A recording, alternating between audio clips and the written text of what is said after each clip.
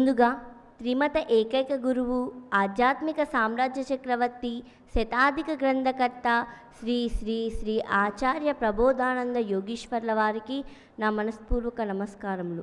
ఇక్కడికి వచ్చిన జ్ఞానులకు, జ్ఞాన జిజ్ఞాసులకు అందరికీ నమస్కారం.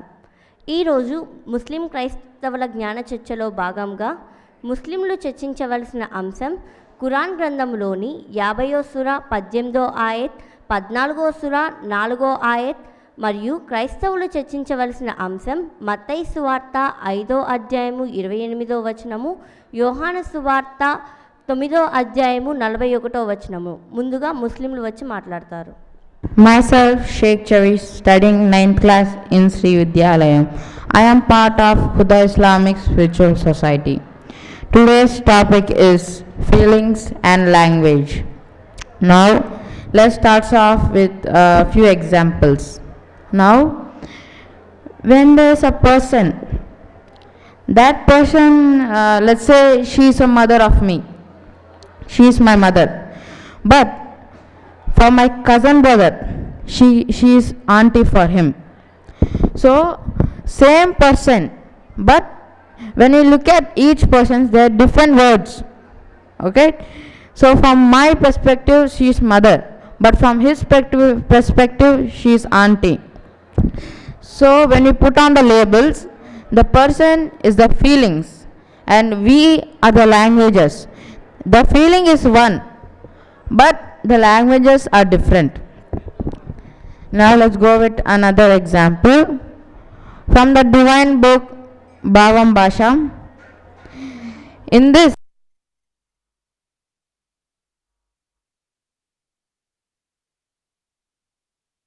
goes to region named Karnataka. Here they were very tired, so they felt thirsty. When they walked a little far, they saw a cabin. In the cabin there were people. So the elder son, he has knowledge. He knows 5 languages. But the younger son, he is not that much educated. He only knows Telugu. When he approached the younger son, the man, and asked in Telugu that he wants water, he didn't understand and stayed still and just watched like this. But when the elder son approached, he spoke in many languages like Hindi, Tamil, Telugu. He spoke every language that he can. But the poor man didn't understand because he only understands Kannada. Finally, he came. He spoke in Kannada and he understood and gave him water. So what do we understand here? When we speak in the language of a person which he knows, he will understand. But when he speak a language that he doesn't know, he will not understand. Just like this, we also have to read and understand in the language that we know of divine knowledge. Now for example, let's take me. I have been speaking here for almost 2 years. I have spoken 3 languages, English, Telugu and Urdu. I speak in these languages because this divine knowledge is not only permitted to this AP and Telangana, it is permitted to the whole mankind and every being in this universe. Not every person understand Telugu, so we have to speak in many languages. Now in Taurat, Bhagavad Gita, Bible, Injil and Quran, there is about these 3 souls. In Quran it says driver, in Bible it says father, but in Taurat it says soul. These 3 are different words, but it has the same meaning. Now when there is a speech, there is 2 types of people. One is the speaker, second is the listener. When we speak, our feelings comes first, then the language come. But when you receive it, the language comes, then the feelings come. So there is different from each other. So just like that, it said in Surah 50 ayat 18, man does not utter a word except that with him is an observer prepared to record. So before even we can utter, even say a word, he records. Now what I said earlier is that when we speak, first feelings come, then we speak, the words come, the language. So here it says before uttering, meaning what is before uttering? Is the feeling. So here the observer is not writing the words that we speak, but it is the feelings that we do. So that's it. I hope that you can understand what I'm trying to say. Khuda Hafiz. Om Guru Brahma Guru Vishnu Guru Devo Maheswaraha Guru Sakshat Parabrahma Tasmai Sri Guruve Namah. Shri Shri Shri ఆచార్య ప్రబోధానంద యోగీశ్వర వారి పాదపద్మములకు నమస్కరిస్తూ ఈరోజు చర్చ ఖురాన్ గ్రంథంలోని భావం భాష.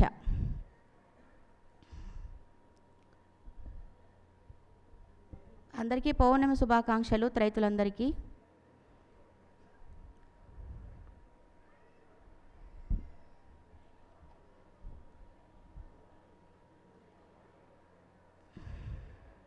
పద్నాలుగు సూర 4వ ఆయత్తు.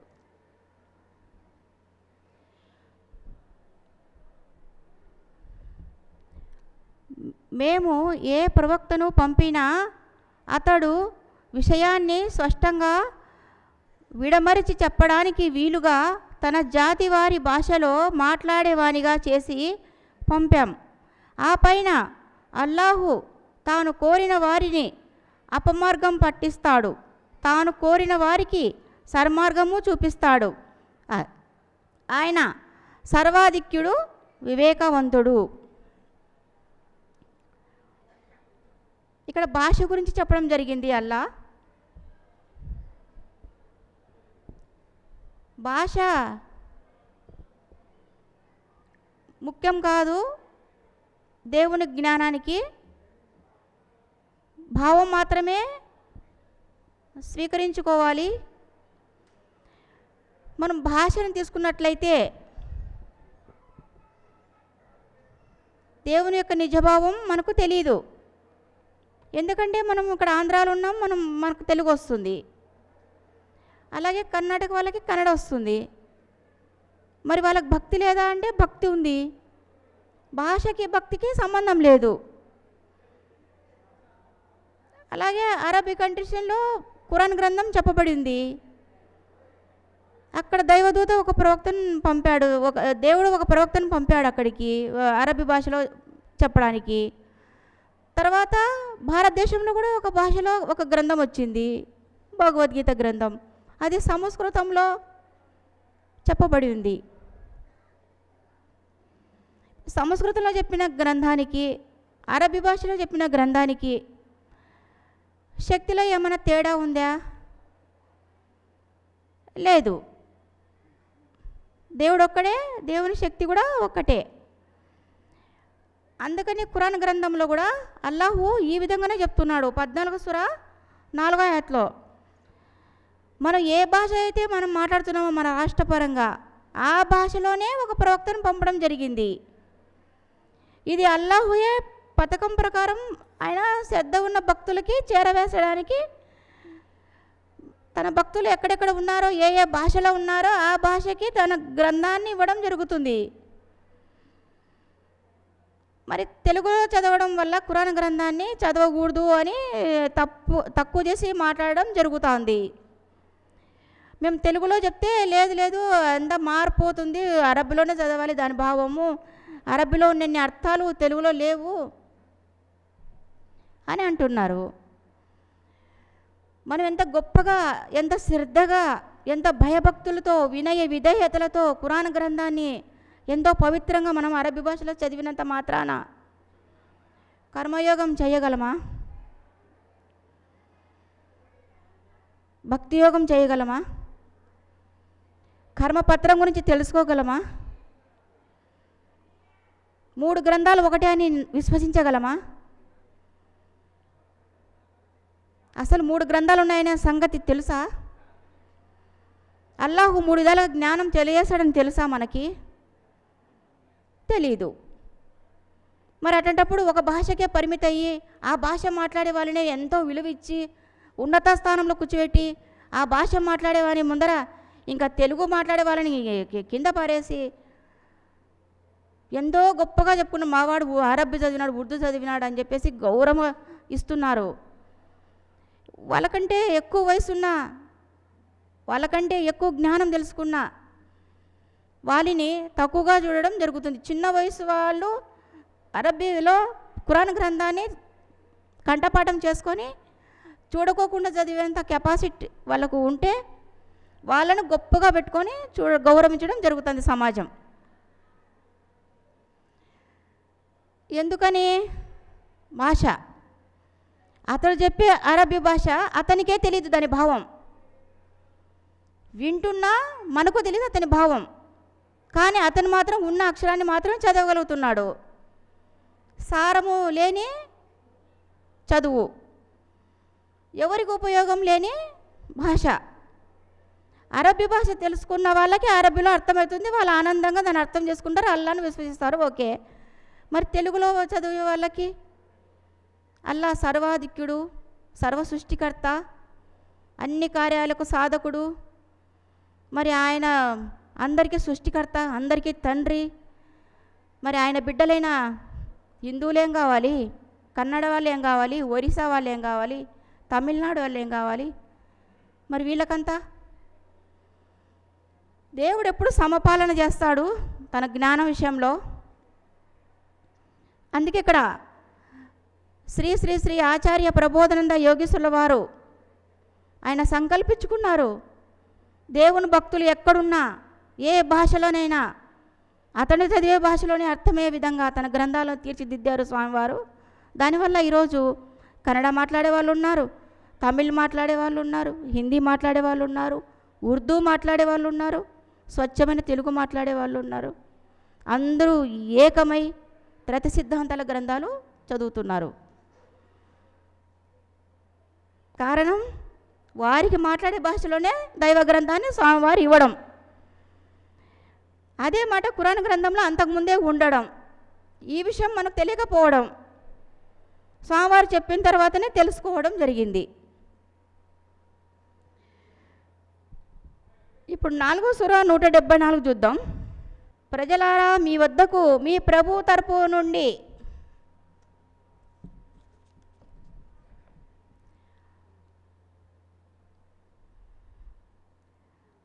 ప్రజలారా మీ వద్దకు మీ ప్రభు తరపు నుండి స్పష్టమైన నిదర్శనం వచ్చేసింది, ఇంకా మేము మీ వద్దకు స్పష్టమైన జ్యోతిని పంపాం అని ఉంది. ఇప్పుడు నిదర్శనం అంటే ఏంటి? అరబీ భాషలో బుర్హాన్ అంటారనమాట. బుర్హాన్ అదో వచ్చేసింది, బుర్హాన్ అని ఉంది ఖురాన్లో. బుర్హాన్ అంటే ఏమిటి? స్పష్టమైన ఆధారము అని బుర్హాన్ అంటే. అరబీ భాషలో బుర్హాన్ అంటే తెలుగు భాషలో స్పష్టమైన ఆధారం, అది నిదర్శనము అని అర్థం. అంతే కదా, ఇది మంచి పదమే కదా మనకి. మనం ఎందుకు బుర్హాన్ అంటే మనకు తెలుగులో ఏమర్థమవుతుంది ఆ భాష, కానీ అది గొప్ప పదమే కదా తెలుగులో ట్రాన్స్లేషన్ చేసుకుంటే. అట్లా గొప్పగా ఎందుకు మనం తీసుకొని మనకు నచ్చిన భాషలో, మనకు వచ్చే భాషలో మనం ఎందుకు చదువుకోకూడదు దైవ గ్రంథాన్ని అని అంటే, ఇది అరబీ భాషలోనే చదువుకొని గొప్పగా బుర్హాన్ అన్నంత మాత్రాన అదేదో గొప్ప పదం అని అనుకుంటే ఎలా? దాని భావం ఏమో చూడాలి కదా. ఒక డాక్టర్ దగ్గరికి వెళ్తాము, మన రోగం ఏందో చెప్తాము, అతనికి అర్థం కానప్పుడు పక్కన ఇంకొక మనిషితో చెప్పించుకుంటాడనమాట. భాష వచ్చేవాళ్ళు కర్ణాటకలో పోతే 4-5 డాక్టర్లు కూర్చుంటారు అక్కడ. ఒక ఏ భాషలో పేషెంట్ వస్తే ఆ భాషలో ట్రీట్మెంట్ ఇస్తారు వాళ్ళు. మరి మనకు రాని భాష, మనకు వచ్చే భాష అతనికి రానప్పుడు వారి ఆ ట్రీట్మెంట్ ఇయ్యరు కదా. 3 నాళ్ళు బతికి చచ్చిపోయే మనిషికే ఇంకొక అతనితో తెలుసుకొని మెడిసిన్ ఇస్తాడు డాక్టరు. మరి మన జీవితాంతం మనకు వెంటొచ్చేది, మనకు ముక్తి వైపు నడిపించేది, మన జీవనాధారం, మన జ్యోతి అయినటువంటి ఈ గ్రంథాన్ని మనకు వచ్చే భాషలోనే మనకు ట్రాన్స్లేట్ చేసి ఇవ్వడం స్వామివారి గొప్పతనం, మనకు గొప్ప వరం స్వామివారు ఈ విధంగా మనకు ఇవ్వడం. తెలుగు గ్రంథం అనేది, తెలుగు గ్రంథం బయట దొరికే తెలుగు గ్రంథాలు కూడా ఇదే మాటే ఉంది. దానికి అర్థం మాత్రమే స్వామివారు ఈ విధంగా రాశారు. అంతిమదైవ గ్రంథం, జ్ఞానవాక్యాలు చదవండి. బుర్హాన్ అంటే ఏమిటి, నిదర్శనం అంటే ఏమిటి, గొప్ప గొప్ప రహస్యాలు తెలియబడతాయి ఈ ఖురాన్ గ్రంథం తెలుగులోకి ట్రాన్స్లేట్ చేసుకోవడం వల్ల. భాషకు ఇంపార్టెంట్ ఇవ్వద్దండి, దేవుని జ్ఞానానికి మాత్రమే ఇంపార్టెంట్ ఇవ్వాలి, దేవునికి మాత్రమే ఇంపార్టెంట్ ఇవ్వాలి. దేవుడు దయామయుడు కాబట్టి ఆయన తన ప్రవక్తల్ని తానుకు నచ్చిన ప్రజల మధ్యలోకి పంపి తన జ్ఞానాన్ని చెప్పిస్తాడు. గ్రహించుకుంటారు బుద్ధి శ్రద్ధ ఉన్నవాళ్ళు. తర్వాత ఇంకొకటి చూద్దాం, 1693 చూద్దాం. 1693లో దేవుడు ఏం చెప్తున్నాడు, అల్లాహు గనుక తలుచుకొని ఉంటే మీ అందరినీ ఒకే సమాజంగా చేసి ఉండేవాడు. కానీ ఆయన తాను తలచిన వారిని అపమార్గంకు లోను చేస్తాడు. తాను తలచిన వారికి సన్మార్గము చూపుతాడు. మీరు చేస్తున్న పనులన్నిటినీ గురించి మీరు తప్పకుండా ప్రశ్నింపబడతారు. మరి ఒకే సమాజంగా పుట్టిస్తాడంట ఆయన తలుచుకుంటే. కరెక్టే కదా, మరి ఒకే సమాజంగా పుట్టిస్తే ఇంకా ఏమి తేడానే లేక కష్టపడే అవసరమే లేదు దేవుని జ్ఞానం కోసం. అందరికీ సమానంగా అర్థమైపోతుంది. అట్లా కాదు కదా, కష్టపడితేనే దైవ జ్ఞానంకు విలువ ఉంటుందనే ఉద్దేశమే దేవుంది. కాబట్టి ఫస్ట్ మనకి సంస్కృతంలో భగవద్గీత వచ్చింది. భాషను వదిలి భావాన్ని మాత్రమే స్వీకరించని చెప్పడం జరిగింది. అప్పుడు దానికి భాషను వదిలేసి సంస్కృత శ్లోకాన్ని మనం చదువుకున్నా దాని కింద భావం చదివినప్పుడు భగవద్గీత యొక్క అర్థం చాలా తృప్తినిస్తుంది, చాలా ఆనందం వేస్తుంది. ఆ భగవద్గీతను చదివినప్పుడు మనకి కర్మయోగం అంటే ఏమి, భక్తి యోగం అంటే ఏమి, ఈ గుణాలంటే ఏంటివి, చతుర్గ్న విభాగ యోగం అంటే ఏంది, అసలు చతుర్ఘ్నుడు ఎవరు, క్షేత్రం అంటే ఏంటి, ఎంతో విపులంగా రాశాడు భగవద్గీతలో. అది తెలుగులో తీసుకోవాలి మనం. మరి భాషను వదిలేసి భావంలోకి తీసుకున్నప్పుడు మాత్రమే మనకి అర్థమవుతుంది. అలాగనే ఖురాన్ గ్రంథాన్ని అరబీ భాషను మనకు రాదు కదా, మనం వదిలేద్దాం భాషని. కానీ భావాన్ని మాత్రం మనం తీసుకున్నప్పుడైతే మనము దేవుని గీసిన గీతలో మనం స్వచ్ఛంగా నడవగలుగుతాం. అలా కాకుండా భాషకే ఇంపార్టెంట్ ఇస్తే భాష దేవుడు కాదు, భావం మాత్రమే దేవుడు అని తెలుసుకోవాలి. భాషకి ఎప్పుడు ఇంపార్టెంటు ముఖ్యం కాదు, భావానికి మాత్రమే ఇంపార్టెంట్ ఇవ్వాలని కోరుకుంటూ ముగిస్తున్నాను. నా పేరు Haseena Shaik, Khuda Islamic Spiritual Society మెంబర్ని. చదవడం రాని వాళ్ళు ఏమైనా విషయాలు తెలుసుకోవాలంటే వింటూ తెలుసుకుంటుంటారు. అంటే హరికథలు, బుర్రకథలు, గ్రంథ పారాయణం ఇలాంటివి.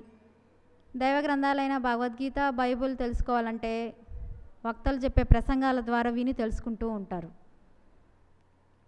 మరి చదువు వచ్చిన వాళ్ళు అంటే చదివిన వాళ్ళని కూడా నీ ఖురాన్ గ్రంథం చదవడం వచ్చా అని ఒక ముస్లిం మతంలో మాత్రమే ప్రశ్నిస్తారు. ఏంటి, చదువు వచ్చిన వాళ్ళని కూడా నీ ఖురాన్ గ్రంథం చదవడం వచ్చా అని. అంటే ఆ ప్రశ్నించడంలో అర్థం ఏంటి, నీకు అరబ్బీ భాష వచ్చా అని. ఖురాన్ గ్రంథం గురించి మాత్రం ఏమాత్రం కాదు, అరబ్బీ భాష వచ్చా అనే అర్థం ఉంది దాంట్లో, చదవడం వచ్చా అని. చదువుకున్న వాళ్ళని కూడా అడుగుతారు ఆ విధంగా. మా బంధువులైన మావయ్య వాళ్ళ ముగ్గురు అన్న తమ్ముళ్ళు వాళ్ళ ఫ్యామిలీస్తో అరబ్ కంట్రీస్లో కొన్ని సంవత్సరాలు సెటిల్ అయి ఉన్నారు. దానివల్ల ఆ ఊర్లో వాళ్ళకి ఇరాన్ వాళ్ళని పేరు వచ్చేసింది.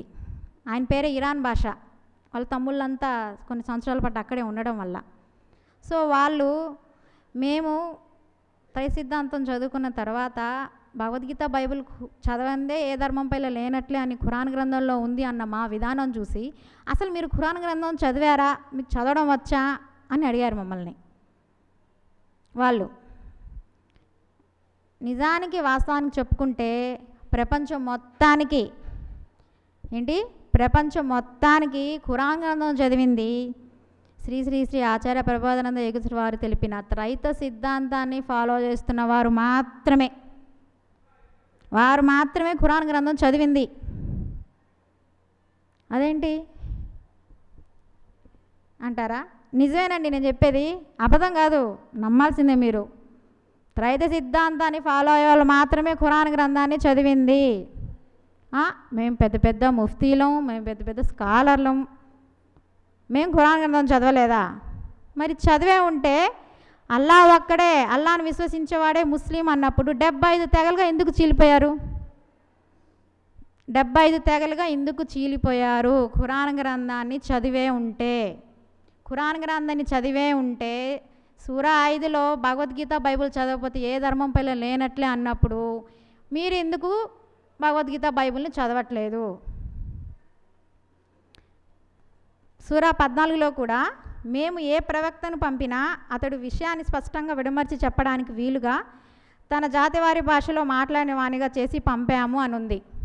క్లియర్గా ఫ్రీగా మాట్లాడడానికి, అర్థం అవ్వడానికి ప్రవక్తని ఆ జాతి భాషతో మాట్లాడడానికి పంపాము అని ఉంది. మరి అరబ్బీ భాషను ఎందుకు హైలైట్ చేస్తున్నారు? అక్కడ ఉంది కదా క్లియర్గా. తెలుగు గ్రంథాన్ని ఏమో ఎక్కడంటే అక్కడ వేసేస్తారు, అనువాద గ్రంథాన్ని. ఖురాన్ గ్రంథాన్ని మాత్రము మనకన్నా హైట్లో ఉండాలని చెప్పేసి అటక మీద, బీరువా మీద పెడతారు. ఎందుకు? భాషకి ఇంపార్టెంట్ ఇస్తున్నారా, గ్రంథానికి ఇస్తున్నారా? అరబ్బీ భాష మేము చిన్నప్పుడు చదివేటప్పుడు ఇలా చేతులు పెట్టి చదువుతూ ఉంటే ఎక్కడ అది మురికవుతుందని చెప్పేసి సబ్బు పేపర్లను మడిచి ఇండికేటర్ లాగా పెట్టుకుంటూ చదివేవాళ్ళము. కింద గ్రంథం పడిపోయింది అనుకోండి, ఒకవేళ స్లిప్ అయ్యి అరబ్బీ గ్రంథము, అది ఎంత వెయిట్ ఉందో అంత వెయిట్ ఉప్పును తీసుకొని బావిలో కలపాలి అని చెప్పేవాళ్ళు. అంటే భయం, అంటే కింద కూడా పడకూడదు. తెలుగు అనువాద గ్రంథం ఏమైనా చేయొచ్చు, ఎక్కడైనా పెట్టొచ్చు, ఏమైనా చేయొచ్చు. కానీ అరబ్బీ భాషలో ఉండే గ్రంథాన్ని మాత్రం అంత ఇదిగా విలువ ఇస్తున్నారంటే మనం భాషకి ఇస్తున్నామా, అల్లాకి ఇస్తున్నామా? అందుకనే ఆ వాక్యంలోనే అల్లా తాను కోరిన వారిని అపమార్గం పట్టిస్తాడు, తాను కోరిన వారిని సన్మార్గం చూపిస్తాడనుంది. అంటే ఆయన కోరిన వాళ్ళు అపమార్గం పట్టిస్తాడంట అల్లానే. అంటే మనకు భయం ఉండాలి కదా, మనం ఏ బ్యాచ్లో ఉండాలి? అపమార్గం బ్యాచ్లో ఉండాలా, సన్మార్గం బ్యాచ్లో ఉండాలా? ఆయన కోరిన వారిని అపమార్గంలో పట్టించే వాళ్ళు ఎవరు అసలు? అంటే ఆయన మీద ఇంట్రెస్ట్ లేనట్టే కదా, అల్లా మీద. అపమార్గం పట్టిస్తాడంట. సన్మార్గం పంపిస్తున్నారంటే ఆయన మీద మనకు శ్రద్ధ ఉండాలి. దేవుడే అపమార్గం పట్టిస్తున్నాడు, మనం ఆయన పిల్లలమే కదా. అందరం ఆయన పిల్లలమైనా వాక్యంలో ఆయన కోరిన వారిని అపమార్గం పట్టిస్తున్నాడంటే వాళ్ళు ఎలాంటి వాళ్ళు? వాళ్ళు అల్లా చెప్పినవి ఫాలో అవ్వకపోతేనే కదా అపమార్గం పట్టించేది. అల్లా మీద శ్రద్ధ లేకపోతే కదా అపమార్గం పట్టించేది. లేదు మేము అల్లా చెప్పినట్టే వింటున్నాం, మత వస్త్రాధారణ మడాలు కనిపించేంత వరకు ఫ్యాంట్లు, టోపీ, గెట్టం, 5 పూట్ల ఖచ్చితంగా నమాజు, నెలంతా ఉపవాసాలు, రంజాన్ అయితే కరెక్ట్గా చేసుకోవడము, బిర్యానీలు వండుకోవడం, అవి ఇవి బాగుంటే మాషా అల్లా అనడము, వెళ్తున్నప్పుడు ఖుదాఫీస్ అనడం, సలాం లేకని చెప్పడము, దగ్గితే ఒక మాట, తుమ్మితే ఒక మాట, కూర్చుంటే ఒక మాట, అరబ్బీ పదాలు నిత్యం ఆయన దేశంలోనే ఉన్నాం. మేము ఎందుకు అవుతాము? అపమార్గంలో మేము ఉన్నాం. అంటే మనం ఎంతసేపటికి పైకి కనిపించే ఫిజికల్ యాక్షన్స్నే మేము కరెక్ట్గా ఉన్నాం అనుకుంటున్నాం ఫాలో అవుతూ. మీరు లోపల ఎలా ఉందో భావం మీది, మీ లోపల ఎలా ఉందో ఆయన చెప్పినట్టు లోపల ఫాలో అవుతున్నారు లేదు కలిగదు కదా. పైకి ఆయన చెప్పినట్టు ఫాలో అవుతున్నారు, లోపల షరియత్ చట్టాలు చెప్పేవే ఫాలో అవుతున్నారు, లోపల ఫీలింగ్స్ కూడా అవే, ఆయన మీద భావం లేదు కదా. కాబట్టి ఫిజికల్ యాక్షన్స్తో సంబంధం లేదు. మనం పైకి చేసే పనుల వల్ల అల్లా సన్మార్గం చూపించే మార్గంలో ఉన్నామని అనుకోకూడదు. లోపల మెంటల్లీ ఆయనతో కనెక్ట్ అవ్వాలి, లోపల ఆయన చెప్పింది ఫాలో అవ్వాలి. పైకి ఉంటే మాత్రం మేము సేఫ్ జోన్లో ఉన్నామని కాదు. ఫిజికల్ యాక్షన్స్తో సంబంధం లేదు, భావంతోనే సంబంధము. కాబట్టి ఆయన అపమార్గం పట్టించే బ్యాచ్లో కాకుండా ఈ గట్టుకొని వచ్చేద్దాం, ఆ గట్టు వద్దు ఇంకా. సో భావం ఉండాలి, ఆయన మీద శ్రద్ధ ఉండాలి. అంటే భావం ఉండాలంటే ఆయన భావానికి, ఆయన ఏమైతే అనుకున్నాడో ఆ భావానికి మనం రీచ్ అవ్వాలి, మనం అనుకున్న భావానికి కాదు. ఆయన ఎలాగుండాలో అని మనకు ఆర్డర్ ఇచ్చాడో అలాగుండాలి, ఆయన భావానికి ఉండాలి. కానీ మనం అనుకున్నది నేను భావంలోనే ఉన్నాను, నేను భావంలోనే ఉన్నా అంటే ఎట్లాగా? ఆయన అనుకున్న భావానికి ఉన్నావా లేదని తెలుసుకోవాలంటే గురువు భిక్ష కావాల్సిందే. ముందుగా ఇక్కడ ఈ త్రైత సిద్ధాంత వేదికలో రకరకాల భాషలు తెలిసిన వాళ్ళు కూర్చో ఉన్నారు. వాళ్ళందరి కోసం స్వామివారు వాళ్ళకు అర్థమయ్యేలాగన దైవ గ్రంథాలను రాసి దేవుని భావం ఏదైతే ఉందో ఆ భావాన్ని వాళ్ళ భాషల్లో తెలియజేసి ఆ గ్రంథాల్లో ఉండే జ్ఞానాన్ని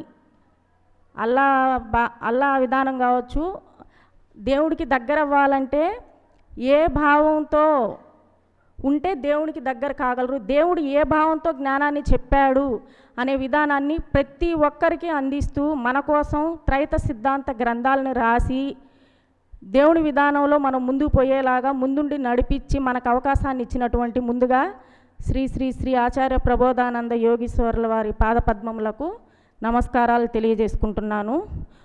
ఇక్కడ మాత్రమే ప్రతి ఒక్కరూ దేవుడి భావాన్ని చేరుకునేలాగా గ్రంథాలు ఉంటాయి.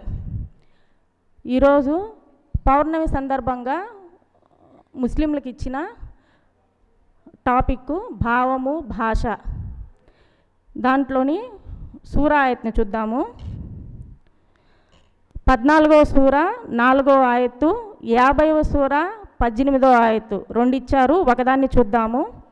మేము ఏ ప్రవక్తను పంపినా అతడు విషయాన్ని స్పష్టంగా విడమరిచి చెప్పడానికి వీలుగా తన జాతి వారి భాషలో మాట్లాడే వానిగా చేసి పంపాము. ఆ పైన అల్లాహ్ తాను కోరిన వారిని అపమార్గం పట్టిస్తాడు, తాను కోరిన వారిని సన్మార్గం చూపిస్తాడు. ఆయన సర్వాధిక్యుడు, వివేకవంతుడు. ఈ సూరాయత్ని చూసుకుంటే అల్లాహ్ తన జాతి ప్రజల కోసము ఆ ప్రజలకి ఏ లాంగ్వేజ్, ఏ భాష వస్తుందో ఆ భాషలో అర్థమయ్యేలాగన మనకు అర్థం అవ్వడం కోసం ప్రవక్తను పంపి జ్ఞానాన్ని చెప్పిస్తాడంట. ఇక్కడ ఫస్ట్ పాయింట్, మనం దైవ గ్రంథం ఇంకొక భాషలో ఉంది, ఆ భాషలోనే నేర్చుకొని చదవాలి అనేది పక్కన పెట్టేయచ్చు. ఫర్ ఎగ్జాంపుల్ నేను ఒక తెలుగు భాష గురించి చెప్తాను, ఎందుకంటే నాకు కూడా తెలుగు మాత్రమే వచ్చు. ఒకప్పుడు వేరే భాష నేర్చుకున్నా అది కేవలం భాష వరకే పరిమితం అయిపోయింది, దానిలోని భావాన్ని నా వరకు గ్రహించుకోలేకపోయాను. నాకు తెలుగు భాష తెలుసు కాబట్టి ఆ భాష గురించే మాట్లాడతాను. నేను కూడా తెలుగు గ్రంథాన్ని, ఖురాన్ గ్రంథాన్ని చదివాను. తర్వాత బైబిల్, భగవద్గీత చదవడం జరిగింది. ఖురాన్ గ్రంథంలో ముతషాబిహాత్ వాక్యాలు ఉన్నాయి, ముకామాత్ వాక్యాలు ఉన్నాయి, అంటే స్థూల సూక్ష్మ వాక్యాలు ఉన్నాయి. ఖురాన్ గ్రంథం తెలుగులో చదివినా కూడా అల్లా ఏ భావంతో చెప్పాడనేది తెలుగు గ్రంథం చదివినప్పుడు అర్థం కాలేదన్నమాట. స్థూల వాక్యంగా ఉన్న వాక్యాన్ని కూడా అర్థం చేసుకోలేకపోయాం. ఇంకా సూక్ష్మ వాక్యాన్ని అయితే ఫర్ ఎగ్జాంపుల్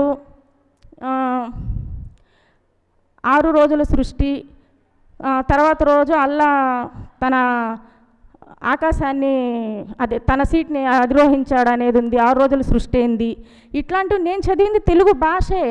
నాకు మామూలుగా అయితే ప్రపంచపరమైన తెలుగు భాష తెలుసు, కానీ అల్లా ఏ భావంతో చెప్పాడు, దాంట్లో సూక్ష్మ వాక్యానికి అర్థం ఏందనేది భాష వచ్చింది నాకు కూడా తెలియలేదన్నమాట. ఫర్ సపోజ్ స్థూల వాక్యాన్ని తీసుకుంటే పునర్జన్మల విషయాలు ఉన్నాయి, నేను ఇప్పుడు మీరు ఎలా పుట్టారో ఇంకోసారి అలాగే పుట్టిస్తాను అనుంది. ఆ విషయం చదివిన ఎవరికైనా ఓహో పునర్జన్మ అనేది ఉంది అనేది తెలుస్తుంది. కానీ తెలిసిన విషయాన్ని కూడా అందరూ ఆ భావం మీద ఉన్నారా అంటే లేరు. మాకు కూడా ఏంటంటే పునర్జన్మ అనేది లేదు, ఉన్నది ఒక్క జన్మే అని చెప్పారు. కానీ అల్లా ఖురాన్ గ్రంథంలోనే మనకు తెలిసిన భాషలోనే చెప్పున్నాడు అనమాట పునర్జన్మ అనేది ఉంది అని. అది స్థూలవాక్యంగా ఉంది. సూక్ష్మవాక్యం అయినా ఈ 6 రోజుల సృష్టి, భూమి ఆకాశాన్ని సృష్టించాడు అనేది, ఇవన్నీ సూక్ష్మవాక్యాలు. కానీ భూమి ఆకాశం అంటే ఏంది మనం బయట తీసుకున్నాం. భాష వచ్చినంత మాత్రం అల్లా ఏ భావంతో మనకు తెలియజేయాలనుకున్నాడు అనేది మనం తెలుసుకున్నామా? లేదు. ఒక్క త్రైత సిద్ధాంత గ్రంథాల ద్వారానే భూమి అంటే ఏంది, ఆకాశం అంటే ఏంది, ఈ 6 రోజుల సృష్టి ఏంది, 7వ ఆకాశం ఏంది, ఆయన సీట్ ఏంది, అట్లాంటివన్నీ తెలుసుకున్నాం అన్నమాట. అంటే మనకు తెలిసిన భాష వచ్చినంత మాత్రం అల్లా జ్ఞానాన్ని అర్థం చేసుకుంటాం అనేది కూడా లేదు. అది కేవలం దేవుని జ్ఞానం, దేవునికి తెలుసు అనే వాక్యం కూడా ఉంది. కాబట్టి ఎప్పుడైతే బుద్ధి శ్రద్ధతో దేవుడు ఏ భావంతో తెలియజేశాడో అది మనం తెలుసుకోవాలి, దేవుడి మార్గంలోనే ఉండాలి అనుకుంటే ఖచ్చితంగా త్రైత సిద్ధాంత గ్రంథాలు చదివితేనే ఆ మార్గంలో ఉండగలము. ఇది మాత్రం సత్యం. ఇంకో వాక్యాన్ని తీసుకుంటే భాష వచ్చినంత మాత్రం ఒరిగేదేం లేదు. భావాన్ని బట్టే మనం దేవుడికి దగ్గర కావాలన్నా దేవుడికి దూరం కావాలన్నా జరుగుతుంది. మనం అలా ఏ భావంతో మనకు వాక్యాన్ని అందించాడో ఆ భావంతోనే మనం కూడా అర్థం చేసుకుంటేనే ఆయన సన్మార్గంలోకి వెళ్ళే అవకాశం ఉంది. తెలుసుకున్నాక కూడా మనం దాన్ని ఒప్పుకోలేకో అంగీకరించలేకో ఉంటే అట్లాంటి వాళ్ళకి మాత్రం ఖచ్చితమైన శిక్ష ఉంటుందని కూడా ఖురాన్ గ్రంథంలోనే చెప్పింది. వాళ్ళని అపమార్గం పట్టిస్తాడు దేవుడు. 50వ సూర 18వ ఆయత చూస్తే, మనిషి నోట ఒక మాట వెలువడటమే ఆలస్యం, అతని దగ్గర ఒక పర్యవేక్షకుడు సిద్ధంగా ఉన్నాడు. ఈ వాక్యాన్ని చూస్తే మనిషి ఒక మాట అనడమే లేటంట, ఎవరో ఒకరు నమోదు చేసుకొని ఉన్నారన్నారు. మనం ఏమనుకుంటున్నాము, నమోదు చేసుకునేవాడు ఎవరున్నారు, అంతా మనమే కదా చేసేది, ఎవరు చూస్తారులే అని ప్రతి పని చేసేస్తున్నాం. అలా ఎక్కడో దూరంగా ఉన్నాడు, 7 ఆకాశాల మీద ఉన్నాడు, ఎవరు నమోదు చేసుకుంటారు అని. కానీ ఖురాన్ గ్రంథంలోనే 2వ సూర 186వ ఆయతను చూసుకుంటే, నీ ప్రాణాల కంటే అతి దగ్గరగా నేనున్నాను నీ కంఠనాళానికి అని ఉంది. అంటే అల్లా ఎక్కడో లేరు, నీ శరీర హద్దులోనే ఉన్నారని.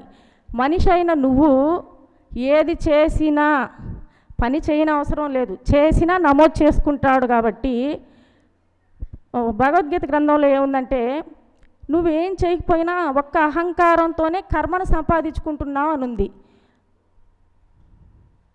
ఇప్పుడు ఫర్ ఎగ్జాంపుల్, ఒక మాట అనే ముందు ఇప్పుడు నేను ఏదైనా కానీ పని చేయకపోయినా కానీ వాడి భావంలో తప్పు భావమో ఒప్పు భావం ఉందనుకుంటే అతను పని చేయని అవసరం లేదు. ఆ భావాన్ని బట్టే కర్మ అనేది నమోదు జరుగుతుందన్నమాట.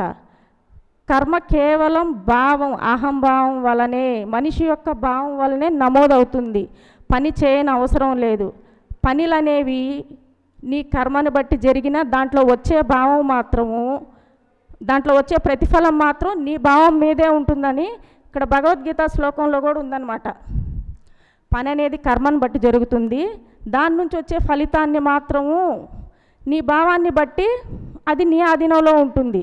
నేనే చేస్తున్నాను అనుకుంటే కర్మ అనేది పెరుగుతుంది. నేనేం చేయట్లేదు, అంతా శరీరాధిపతి అయిన అల్లానే చేస్తున్నాడు అనుకుంటే అక్కడికి కర్మ కొట్టివేయబడుతుంది. భావాన్ని బట్టే, దీనికి రెఫరెన్స్గా బైబిల్ వాక్యాలు కూడా ఉన్నాయి. దాని గురించి క్రిస్టియన్ సహోదరులు చెప్తారు. అంటే పని కంటే ముఖ్యం, పని చేయడం వల్ల పాపపుణ్యాలు రావు, కానీ భావాన్ని బట్టి మాత్రం వస్తాయి. ఆ భావం వల్లే నువ్వు కర్మను కాల్చుకోవాలన్నా కర్మను ఎక్కించుకోవాలన్నా జరుగుతుంది. ప్రపంచ విషయాల కర్మ అయితే నువ్వు అనుభవించినా పోతుంది, కానీ దేవుని విషయాల్లో దేవుడు ఏదైతే చెప్పున్నాడో అది నీ మనోభావాలకి తగ్గట్టుగా లేదని వక్రీకరించి చెప్తే ఖచ్చితంగా భయంకరమైన శిక్ష పడుతుందని ఖురాన్ గ్రంథం హెచ్చరిక చేస్తుంది. ఇంతటితో ముగిస్తున్నాను. శ్రీ శ్రీ శ్రీ ఆచార్య ప్రబోధానంద యోగీశ్వర్ల వారికి నా నమస్కారములు. నా పేరు షేక్ హుస్నా ఎలీసా. ఈరోజు మాకు ఇవ్వబడిన అంశం భావము, భాష. దానికి సంబంధించిన ఆయత్ 50వ సూర 18వ ఆయత్. మనిషి నోట మాట వెలువడక ముందే అతని దగ్గరున్న ఒక పర్యవేక్షకుడు దాన్ని భద్రపరచడానికి, అంటే వ్రాసి పెట్టడానికి సిద్ధంగా ఉంటాడు. ఇక్కడ ఒక పర్యవేక్షకుడు అన్నారు. పర్యవేక్షణ అంటే ఎవరు? మనిషి, పర్యవేక్షకుడు. ఇక్కడే డిఫరెన్సియేషన్ ఉంది. 50వ సూర 21వ ఆయత్. ప్రతి ప్రాణి ఒక తోలేవాడు సాక్షిగా ఉండేవాడితో సహా హాజరవుతున్నారు. ఇక్కడ పర్యవేక్షకుడు అంటే తోలేవాడు. మన శరీరంలో ప్రతి కార్యంను చేపించేవాడు పర్యవేక్షకుడు. మనిషి అంటే అక్కడ తోలబడేవాడు, అంటే ప్రాణి. ఇక్కడ ఎందుకు భద్రపరుస్తున్నాను? దాన్ని భద్రపరచడానికి సిద్ధంగా ఉన్నారు. అసలు ఎందుకు భద్రపరుచుతున్నానంటే, అక్కడ తోలేవాడు ప్రతి పని చేస్తుంటే దాన్ని ఈ మనిషి ఎవరైతే ఉన్నారో అన్నీ నేనే చేస్తున్నాను అనుకుంటూ అహంకార భావాన్ని పొందుతున్నాడు. ఒక పని జరగాలంటే అక్కడ శరీరంలో గుణాల నుంచి ఒక భావం ఏర్పడి దానితో పని జరుగుతుంది. ఆ పనిని తోలేవాడు చేపిస్తాడు. కానీ ఈ మనిషి అయితే ఎవరైతే ఉంటారో అది తానే చేస్తున్నా అనుకుంటాడు. దానివల్ల ఆ అహంకార భావం వల్ల వాడి కర్మ అంటుతుంది. అక్కడ పర్యవేక్షకుడు ఆ కార్యం మంచి పని అయితే పుణ్యాన్ని, చెడు పని అయితే పాపాన్ని అక్కడ దాన్ని భద్రపరుస్తున్నాడు. దీన్నే మోక్ష సన్యాస యోగం అనే అధ్యాయంలో 17వ శ్లోకంలో యస్య నాహం కృతో భావో బుద్ధిరస్య న లిప్యతే హత్వాపి స ఇమాన్ లోకాన్ హాంతిన నిబధ్యతే. ఎవని భావంలో అహంకారం లేదో, ఫలితం మీద ఎవరికి ఆశ లేదో వాడు లోకంలో ఉన్న వారిని హత్య చేసినా అతడు హంతకుడు కాడు, మరియు అతనికి పాపము అంటుకొనదు. అంటే ఇక్కడ భావం మీదనే మొత్తం నడుస్తుంది. నువ్వు ఇప్పుడు ఏదైతే అనుభవిస్తున్నానో నువ్వు పోయిన జన్మలో ఎక్కడో దాని అహంకారం పొంది అక్కడ కర్మ అంటించుకొని ఉంటావు. దీని నుంచి బయటపడే జ్ఞానాన్ని, ఇంత గొప్ప జ్ఞానాన్ని అందించిన శ్రీ శ్రీ ఆచార్య ప్రబోధానంద యోగీశ్వర్కి నమస్కరిస్తూ ముగిస్తున్నాను. త్రిమత ఏకైక గురువు, ఆధ్యాత్మిక సామ్రాజ్య చక్రవర్తి, హిందూ జ్ఞాన ధర్మ ప్రదాత, సంచలనాత్మక రచయిత శ్రీ శ్రీ శ్రీ ఆచార్య ప్రబోధానంద యోగీశ్వరుల వారి దివ్యపాద పద్మములకు మా నమస్కారములు. అంతిమ దైవ గ్రంథం ఖురాన్లోని 14వ సూర 4వ ఆయత్ను చూద్దాం. మేము ఏ ప్రవక్తను పంపినా అతడు విషయాన్ని స్పష్టంగా విడమర్చి చెప్పడానికి వీలుగా తన జాతి వారి భాషలో మాట్లాడేవానిగా చేసి పంపాము. ఆ పైన అల్లాహ్ తాను కోరిన వారిని అపమార్గం పట్టిస్తాడు, తాను కోరిన వారికి సన్మార్గం చూపిస్తాడు. ఆయన సర్వాధిక్యుడు, వివేకవంతుడు.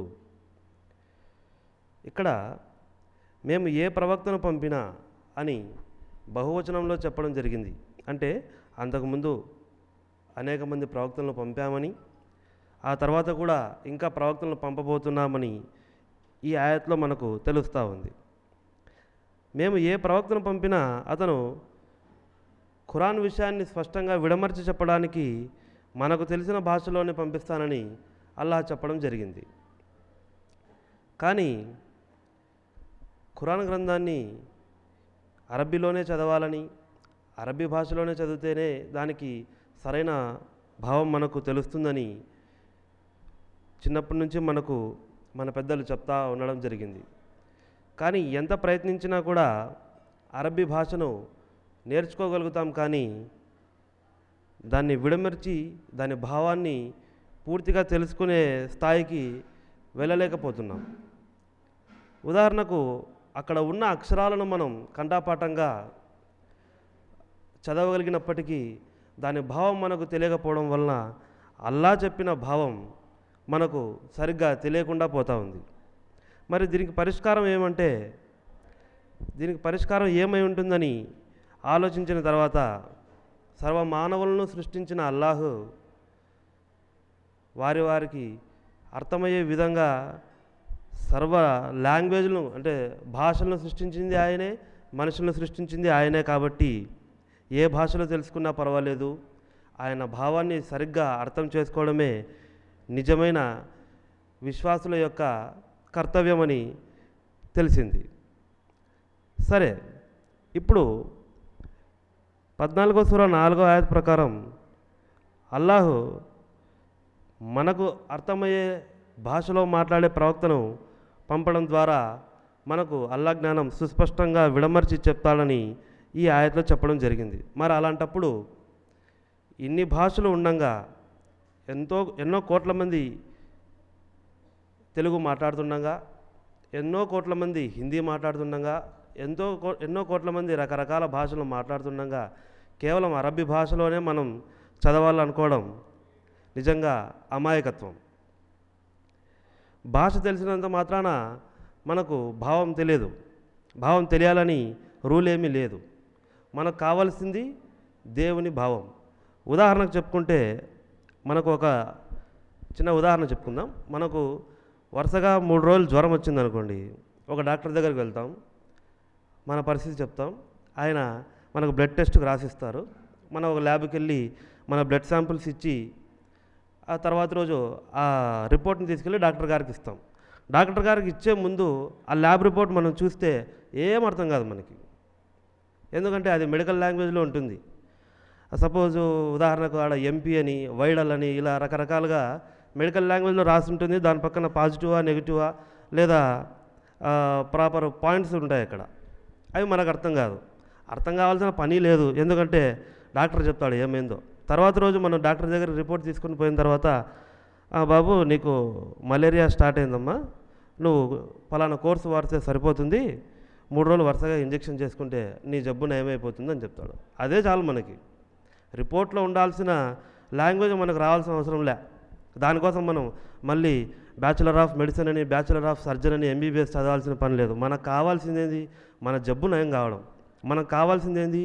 మన తలలోనే అజ్ఞానం తొలగి అల్లా కృప మన మీద పడి అల్లా జ్ఞానం మనకు తెలియడం మన ఉద్దేశం. అక్కడ డాక్టర్ గారు మనకు తెలిసిన లాంగ్వేజ్లో నీకు ఫలానా రోగం ఉంది, ఫలానా మాత్రలు వాడితే సరిపోతుంది అని చెప్తారు.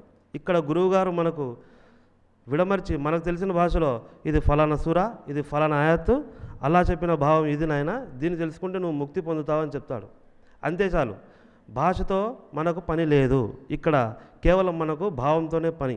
అక్కడ డాక్టర్ గారు చెప్పిన విధంగా మందులు వాడితే ఏ విధంగా మన జబ్బున ఏమవుతుందో, ఇక్కడ గురువుగారు చెప్పిన విధంగా ఆ యోగాలను ఆచరిస్తే, జ్ఞానాన్ని తెలిస్తే, జ్ఞాన మార్గంలో నడిస్తే మనం ముక్తి పొందుతాం.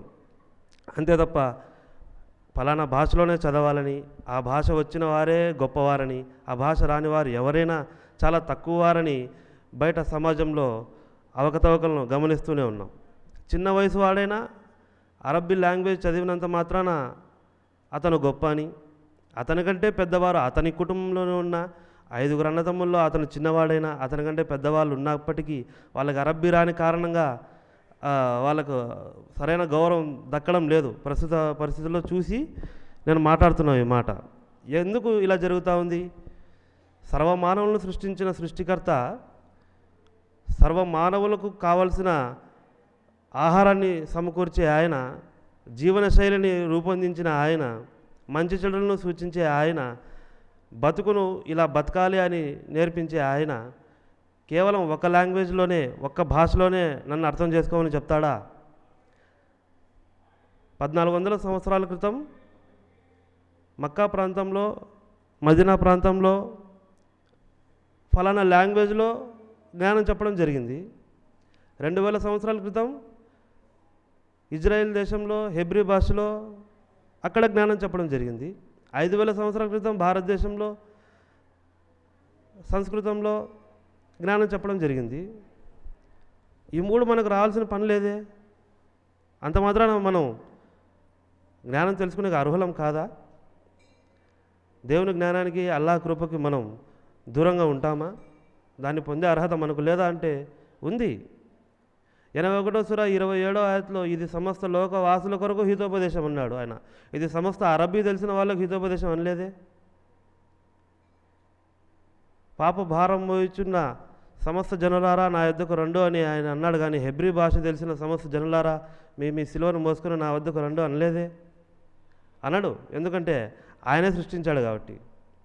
అన్నాడు, ఎందుకంటే ఆయనే అనేక మార్గాలను, అనేక భాషలను మనకు ఇచ్చి ఆయా ప్రాంతాల్లో పుట్టినట్లు చేసి మన పుట్టుకకు, చావుకకు, బతుకుకు కారణమైన ఆయనే ఎలా చెప్తాడు? ఇది ఆయన చెప్పింది కాదు. మధ్యలో థర్డ్ పార్టీని ఒకటిని తీసుకొని మనం అతను చెప్పిన లాంగ్వేజ్ ప్రకారం పోయి దేవునికి దూరంగా ఉంటున్నాం. కాబట్టి ఇకనైనా మహోన్నతమైన దేవుని తెలుసుకోవడానికి భాష అనే చిన్న కారణాన్ని మీరు ఎదురుగా పెట్టుకొని ఆయన సరైన భావాన్ని అందుకొనగా వక్ర భావంలో పోవద్దని హెచ్చరిస్తూ శ్రీ శ్రీ శ్రీ ఆచార్య ప్రబోధానంద యోగేశ్వర వారు చెప్పిన ఈ దివ్యమైన జ్ఞానంలోని చిన్న మహా ఎడారిలోని ఒక చిన్న ఇసుక రవ్వ లాంటి అంత జ్ఞానం తెలుసుకున్న మేమే ఇంత ధైర్యంగా ఇంతమంది ముందర మాట్లాడగలుగుతున్నాం. మరి ఇలాంటి ఎన్నో జ్ఞాన మూటలు స్వామివారం మనకు ఇవ్వడం జరిగింది. ఎక్కడా భాషతో పని లేదు, భావంతోనే పని. 3 గ్రంథాల్లో చెప్పిన భాషతో పని లేదు, 3 గ్రంథాల్లో చెప్పిన భావంతోనే, స్వామివారు చెప్పిన భావంతోనే ఇక్కడ రకరకాల భాషలు మాట్లాడే మనమందరం ఇక్కడికి వచ్చామంటే కారణం కేవలం దేవుని భావం అందరికీ సరిపోయింది కాబట్టి ఇక్కడికి వచ్చినాం. భాష ఎప్పుడు సరిపోదు. ఇప్పుడు తాడిపత్రి ఉంది, అనంతపురం జిల్లా. ఇక్కడ ఒక వస్తువుని ఒక రకంగా పిలవచ్చు, దాటితే ఒక 30 కిలోమీటర్ల పోతే కర్నూలు జిల్లా స్టార్ట్ అవుతుంది. అక్కడ ఒక వస్తువుని ఇంకొక రకంగా పిలవచ్చు. ఇటు 40 కిలోమీటర్ల పోతే కడప జిల్లా స్టార్ట్ అవుతుంది. అక్కడ ఒక వస్తువుకి ఇంకో పేరు ఉండొచ్చు. అంత మాత్రాన వస్తువు మారలేదే, భాష మారుతుంది అంతే, ఏం ప్రాబ్లం లేదు. నిజమైన భావం తెలియాలంటే దేవుని కృప కావాలి. దేవుని మార్గంలో నడవడానికి భాష అక్కర్లేదు, భావం మాత్రం చాలు. ఆ సరైన దేవుని భావం తెలియాలంటే మనకు త్రైత సిద్ధాంతంలోనే దొరుకుతుంది. ప్రపంచంలో ఎక్కడా లేని సరైన దేవుని భావము మీరు చూసింటారు. నిజమైన భగవద్గీత భావం తెలుపునేది త్రైత సిద్ధాంత జ్ఞానం అని మనం గోడల మీద వాల్ రైటింగ్ కూడా రాయడం జరిగింది. అదే నిజమైన ఖురాన్ జ్ఞానం తెలియాలంటే త్రైత సిద్ధాంతం రావాలి. నిజమైన బైబిల్ జ్ఞానం కావాలంటే త్రైత సిద్ధాంతం రావాలి. నిజమైన భగవద్గీత జ్ఞానం కావాలంటే త్రైత సిద్ధాంతంలోనికి రావాలి. అన్యదా వేరే దారి లేదు. కాబట్టి ఇకనైనా మేల్కొని అందరినీ అన్నిటినీ పోషించే దేవుని జ్ఞానానికి కేవలం భాష అనే ఒక చిన్న కారణాన్ని అడ్డం పెట్టుకొని ఎవరు నష్టపోకుండా ఇకనైనా కనువిప్పు కలిగి బ్రతకాలని కోరుతూ సెలవు తీసుకున్నాను. ముందుగా ఆధ్యాత్మిక సామ్రాజ్య చక్రవర్తి శతాధిక గ్రంథకర్త శ్రీ శ్రీ శ్రీ ఆచార్య ప్రబోధ యోగేశ్వరుల వారి పాదపద్మములకు నమస్కరించుకుంటూ ఇక్కడికి వచ్చినటువంటి జ్ఞాన జిజ్ఞాసులందరికీ మా యొక్క నమస్కారాలు తెలియజేసుకుంటూ, అదేవిధంగా ఈరోజు ముస్లింలకు ఇచ్చినటువంటి అంశం భావం భాష. ఎందుకు ఈ భావం భాష అంటే మనకి ఎక్కడ కూడా భాష అనే పదాన్నే విని ఉంటారు కానీ భావం అనే పదాన్ని విని ఉండరు. విన్నా అది ప్రపంచపరంగా మాత్రమే విని ఉంటారు. ఎందుకంటే మనకి ప్రతి ఒక్కరికి భావం వచ్చిన తర్వాతనే భాష అనేది మొదలవుతుంది. భావం వచ్చిన తర్వాతనే భాష అనేది మొదలవుతుంది. కొంతమంది తెలియకపోవచ్చు, భావం వచ్చి ఉంటుంది కానీ వాళ్ళకి అర్థం కాదనమాట. భావం వచ్చింది లేదంటే డైరెక్ట్ భాష వచ్చింది అనేటువంటి భావంలో ఉంటారు తప్ప భాష వచ్చిన తర్వాతనే భావం వచ్చిన తర్వాతనే భాష వస్తుందని కొంతమంది తెలియదు. అదే విషయాన్ని మనకి ఇక్కడ ఖురాన్ గ్రంథంలో 50 సూర 18 ఆయతలో మనిషి నోట ఒక మాట వెలువడట ఆలస్యం, అతని దగ్గర ఒక పర్యవేక్షకుడు దాన్ని నమోదు చేయడానికి సిద్ధంగా ఉంటాడు అని చెప్పడం జరిగింది. అంటే మనం ఏమైనా మాట్లాడొచ్చు, అది మన వరకే తెలుసు అనేటువంటి భావం చాలామందిలో ఉండొచ్చు. కానీ ఇక్కడ ఖురాన్ గ్రంథంలో 50 సూర 18 ఆయతలో మనకి ఇక్కడ నోట ఒక విషయం వెలువడుతూ ఉండగా రాకముందే ఒక పర్యవేక్షకుడు ఆ యొక్క పదాలని నమోదు చేసుకోవడానికి సిద్ధంగా ఉన్నాడని చెప్పడం జరిగింది. ఇక్కడ ఆ పర్యవేక్షకుడు ఎవరు అనేది ప్రత్యేకంగా మనకి ఇక్కడ స్వామివారు రచించినటువంటి గ్రంథాల ద్వారా మాత్రమే తెలియబడుతుంది ఆ పర్యవేక్షకుడు ఎవరు అనేది. ఎందుకంటే మనకి శరీరంలో ముగ్గురు మాత్రమే ఉన్నారు. ఒకరు జీవునిగా, తర్వాత ఆత్మగా, తర్వాత పరమాత్మగా. ఇదే ఖురాన్ గ్రంథంలో 50 సూర 21 ఆయతలో మనకి తోలేవాడు, తోలబడేవాడు, సాక్షిభూతుడు, అదేవిధంగా తౌరాత్ గ్రంథంలో శరక్షర పురుషోత్తములు, అదేవిధంగా ఇంజిల్ గ్రంథంలో తండ్రి, కుమార, పరిశుద్ధాత్మ అనేటువంటి విషయాలను కూడా మనకి ఈరోజు స్వాముల వారు చెప్పింటేనే మనకు అర్థమైంది. లేదంటే నేను ఒక ముస్లింగా 50 సూర 21 తీసుకొని ముగ్గురు పురుషులు ఉన్నారనేటువంటి విషయాన్ని తీసేసుకొని పర్యవేక్షకుడు అంటే ఏదో లోపల ఒక వ్యక్తి ఉన్నాడు, అది మనకి కనపడేటువంటిది పెద్దలు చెప్పిన విధంగా పొరపాటు పడి ఈరోజు అజ్ఞాన మార్గంలో నడిచే అవకాశం ఈరోజు ఉండేది. ఎందుకంటే ఈరోజు నాకు ఖురాన్ గ్రంథంలో 5వ సూర 68 ఆయతలో చెప్పినట్టుగా ఈ 3 గ్రంథాలు తౌరాత్, ఇంజిల్, ఖురాన్లో ఉన్నటువంటి విషయాలను చదవండి మీరు ఏ ధర్మం పైన లేనట్లే అని మనకి ఖచ్చితంగా ఖురాన్ గ్రంథంలో చెప్పడం జరిగింది. ఏ ముస్లిం అయినా కానీ 5వ సూర 68 ఆయతు తెరిచి క్షుణ్ణంగా చూసుకోవచ్చు, మిగతా వారు కూడా చూసుకోవచ్చు. ఎందుకు అంటే ఇంకో గ్రంథాన్ని చూపలేం మనం. తౌరాత్ గ్రంథం ఉందా అంటే లేదు, మన పెద్దల కాలం నాటి జ్ఞానం అది ఎక్కడో ఉంది అని ఒక మాట చెప్పి దాటివేసేవారే ఉన్నారు తప్ప ఆ యొక్క గ్రంథాన్ని చూపించేవారు లేనే లేరు.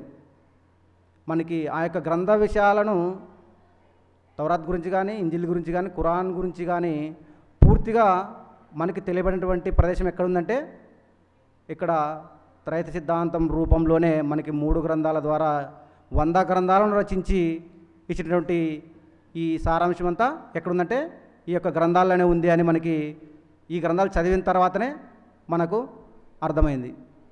అందుకే మనకి భావం ముఖ్యమా భాష ముఖ్యమా అంటే భావమే ముఖ్యం. ఈ భావాన్ని మనము వచ్చేటప్పుడే ఎంతో క్షుణ్ణంగా మాట్లాడగలిగేలా ఉండాలి. ఎందుకంటే మనకి ఇక్కడ పర్యవేక్షకుడు ఒకడు ఉన్నాడు. ఆ పర్యవేక్షణ ద్వారా మనకి అక్కడ వచ్చినటువంటి భావం పాపం కానీ పుణ్యం కానీ నమోదు చేయబడుతున్న విషయాన్ని గ్రహించుకోగలుగుతాం మనం, లేదంటే గ్రహించుకోలేం. అదేవిధంగా మనకి ఇంకో ఆయతు 14వ సూర 4వ ఆయతు, మేము ఏ ప్రవక్తను పంపినా అతడు విషయాన్ని క్షుణ్ణంగా స్పష్టంగా విడమర్చి చెప్పడానికి వీలుగా తన జాతి వారి భాషలో మాట్లాడేవానిగా చేసి పంపాము. ఆ పైన అల్లాహు తను కోరిన వారిని అపమార్గం పట్టిస్తాడు, తాను కోరిన వారికి సన్మార్గం చూపిస్తాడు. ఆయన సర్వాధికుడు వివేకవంతుడు అని చెప్పడం జరిగింది. అంటే మాకు ముఖ్యంగా ఒక గ్రంథాలు చదవకముందు ఖురాన్ చదవాలా అనేటువంటి అభిలాష ఎక్కువ ఉండేది. నమాజ్ చేసేవాడిని, తర్వాత వచ్చేసి ఖురాన్ చదవాలా అనే ఉద్దేశం ఉండేది అన్నమాట. నాకు అరబీ భాష రాదు, తెలుగులో చదివేవాడిని. ఈ తెలుగులో చదవడం వల్ల ఏమవుతుందంటే కొన్ని అర్థం కావడం లేదు. ఎందుకంటే స్వామివారు మనకి ఈ త్రైత సిద్ధాంత గ్రంథాలు చదివిన తర్వాత 3వ సూర 7వ ఆయతలో ముతషాబిహ్ వాక్యాలు, మహ్కమాత్ వాక్యాలు ఉన్నాయి. ఇవి స్థూలమైనవి, సూక్ష్మమైనవి. స్థూలమైన వాక్యాలకి మాత్రం మనకు అర్థం తెలియబడుతుంది, సూక్ష్మమైన వాక్యాలకి అర్థం తెలియబడుతుంది. ఇది బుద్ధి జ్ఞానం ఉన్నవారు మాత్రమే గ్రహించగలరు అనేటువంటి విషయాన్ని నాకు ఇక్కడ స్వామివారు రచించిన గ్రంథాల ద్వారా తెలియబడింది. అంతవరకు మనకి ఈ యొక్క విషయాలకి అర్థం తెలిసి ఉండేది, కానీ ఇప్పటికైనా ఎవరికి తెలియదు. మన వాళ్ళు చెప్పినట్ల ఈ ఖురాన్ గ్రంథం చదివిన వాళ్ళందరికీ ఏదో ఒకటి చెప్తే ప్రతి ఒక్క ఆయత్కి దాటేసుకుంటూ పోతారు తప్ప దాని వివరం మనకి చెప్పలేరు.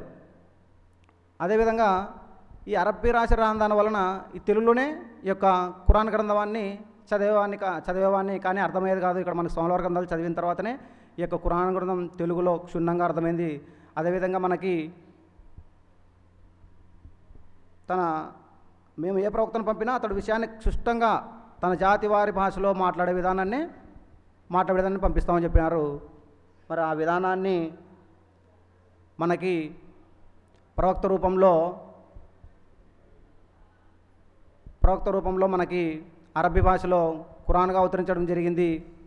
అదేవిధంగా మనకి ఈ యొక్క భారతదేశంలోనే మరి మూసా రూపంలో, మూసా అంటే కృష్ణుడి రూపంలో మనకి భౌతికత రావడం జరిగింది. అదేవిధంగా మనకి హెబ్రీ భాషలో మనకి ఈసావారు యేసు రూపంలో మనకి బైబిల్ గ్రంథాన్ని చెప్పడం జరిగింది.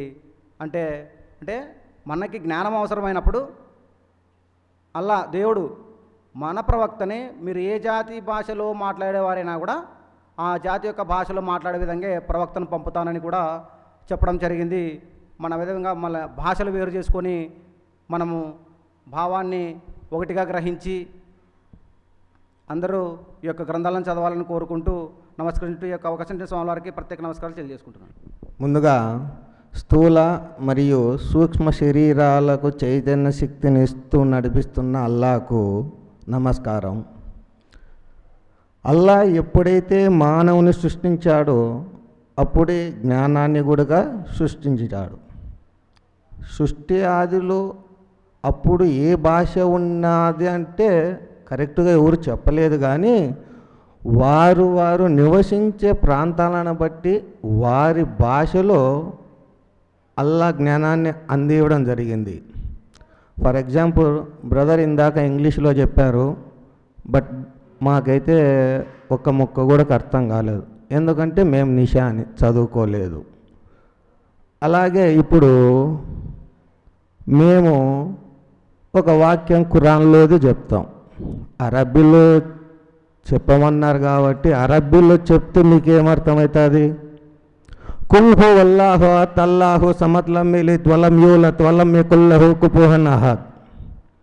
ఇక్కడ ఉన్నవారికి తెలుగు, కన్నడ కొద్ది భాషలు వచ్చు. ఈ విషయానికి అరబ్బీ భాషలో చెప్పిన విధంగా చెప్తే మీకేమన్నా అర్థమవుతుందా? అలాగే ఆ దానికి భావం తెలుగులో అల్లా ఒక్కడే ఆరాధ్య దైవం, ఆయన తప్ప వేరొకరు ఆరాధ్యులు కారని చెప్తే మీకు సులువుగా అర్థమవుతుంది. అలాగే బైబిల్లో యేసుప్రభు వారు శిలువ మీద ఉన్నప్పుడు ఏలో ఏలో లామా సబ్కా భర్తా అన్నారు. అన్నప్పుడు ఈయనకి పిచ్చి పట్టింది, పిచ్చి మాటలు మాట్లాడుతున్నారా అనుకుంటారు. కానీ నా దేవా నా దేవా నా చెయ్యేందుకు వదిలితేవని చెబితేనే, తెలుగులో చెబితేనే అర్థమవుతుంది.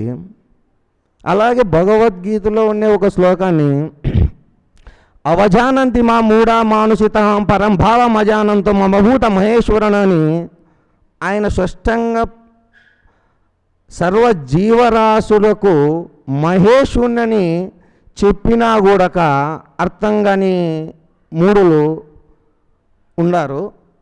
అది సంస్కృతం భాషలో ఆ విధంగా చెప్పినారు. దాన్ని తెలుగులో చెప్పుకుంటేనే మనకి ఇక్కడ ఈడ అర్థమయ్యేది. అంటే పరమాత్మ అంశే ఒక భగవంతునిగా వచ్చి జ్ఞానాన్ని చెబుతుంటే మూడులు అజ్ఞానులు నన్ను హేళనగా మాట్లాడుతున్నారని దాంట్లో ఉండే భావం. ఆ విధంగా తెలుగులో ఎవరికి ఏ భాష ఏ లాంగ్వేజ్ అయితే వస్తుందో ఆ లాంగ్వేజ్లో చెప్పుకుంటే బాగుంటుంది, వారికి అర్థమవుతుంది. అలాగే మనకు ఈరోజు ఇచ్చినటువంటిది వెలువడటనే ఆలస్యం. అతని దగ్గర ఒక పర్యవేక్షకుడు దాన్ని నమోదు చేయడానికి సిద్ధంగా ఉంటాడు. వెలువడటే ఆలస్యం, నోటి నుంచి వెలువడటే ఆలస్యం. ప్రతి ఒక్క జీవుడు తన కర్మ ఆగామి కర్మరీత్యా ఏదైనా కూడా నోటి నుండి కానీ చేతి నుండి కానీ కాలి నడక నుండి కానీ ఏదైనా కూడా కార్యం చేయడమే ఆలస్యం. అల్లాకు తెలుస్తుంది, ఆయన నీ కర్మ లిఖించి పెట్టింటాడు. అంటే నువ్వు ఏదైతే చేస్తున్నావో దాంతో ఎంతైతే మీకు కర్మ రావాలో అంతే కర్మ రాసి పెట్టింటాడు. అంతేగాని మీరు చేసుకున్న దానికి చేసుకున్నంతే ఉంటుంది. భావం తెలుసుకున్నంతగాడికి జ్ఞానం తెలుసుకున్నంతగాడికి జ్ఞానం సంపాదించుకుంటారు. ఒకప్పుడు సృష్టి ఆదిలోనే ఇందాక ఫస్ట్ చెప్పుకున్నాము, సృష్టి ఆదిలోనే జ్ఞానం చెప్పింటారు వారి భాషలలో. ఇందాక సోదరిమణి గారు హరికథలు బుర్రకథలు ఇని కొంతమంది కొన్ని ప్రపంచ విషయాలు చెప్తుంటారన్నారు. కానీ నాకు తెలిసినంతలో గత 15 years బ్యాక్ ఈ వాక్యము పద్యము ఏమో తెలియదు, ఇది విన్న తర్వాతనే కొద్దిగా జ్ఞానం తెలుసుకోవాలనుకున్నా. మాయామేయ జగంబి నిత్యమని సంపాదించి మోహ గుణంబునన్ నా ఇల్లాలని నా కుమారుడని ప్రాణంబుండునందాక ఎంతో అల్లాడెను ఈ శరీరము, ఎంతో అల్లాడిన ఈ శరీరము ఇప్పుడిందున్ కట్టెలన్ కాలుతూన్ ఆ ఇల్లాలను రారు పుట్టజులు తోడైరారు తప్పింపగన్. ఇది చెప్పింది సత్యహరిశ్చంద్రులోది ఒక పద్యం. సత్యహరిశ్చంద్రుడు అంటే ఈ యుగం కాదండి, కృతయుగంలోటిది, అంటే ఫస్ట్ యుగం నాటిది. అప్పట్లో దీంట్లో ఏముంది జ్ఞానం అంటే మాయతో కూడుకున్న ఈ ప్రపంచం, మాయమైపోయే ఈ ప్రపంచం మోహ గుణముతో గుణాలతో కూడుకున్న జీవుడు నా పెళ్ళాము, నా పిల్లోళ్ళు, నా బంధువులు, నా అన్నదమ్ములు అని చెప్పి మోహగుణముతో ఎంతో కర్మను సంపాదించుకుంటున్నాడు. ఇప్పుడు కట్టెలను కాల్చు, చనిపోయినప్పుడు శరీరం కాలుతున్నప్పుడు అంటే ఆ జీవుడు ఆ శరీరాన్ని వదిలి వేరే శరీరానికి వెళ్ళేటప్పుడు వారు రారు, వాళ్ళు చేసుకున్న కర్మ, వాళ్ళ కోసం చేసిన కర్మలు తప్ప మిగతావి ఏవి రావని ఆయన ఆనాడు ఆ విధంగా సెలవిచ్చాడు. కానీ ఇప్పట్లో మీరు భాషను బట్టి తెలుసుకుంటున్నారు, మీరు భాష ముఖ్యము, భాషతోనే అని చాలామంది ఉర్దూలోనే చెప్పాలని అంటున్నారు. మాకు ఉర్దూ రాదు, భావమే ముఖ్యము. భావంతో మేము తెలుసుకున్న విషయాలు ఏమిటంటే, చాలామంది ఇందాక సోదరమని చెప్పింది, ప్రతి ఒక్కరికి జన్మ అంటూ మరు జన్మ అంటూ ఉంది అన్నట్లు. ఖురాన్ అనేది అరబీ భాషలో చదివిన వాళ్ళంతా మాకు జన్మే లేదు అని అంటారు. సోదరమని ఇందాక ఆమె ఆయతు చెప్పడం మర్చిపోయిందేమో. 7వ సూర 29వ ఆయతు.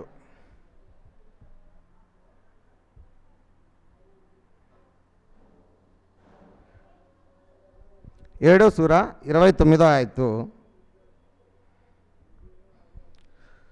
ఓ ప్రవక్త, ఈ విధంగా చెప్పు, నా ప్రభు న్యాయం గురించి ఆదేశించేవాడు.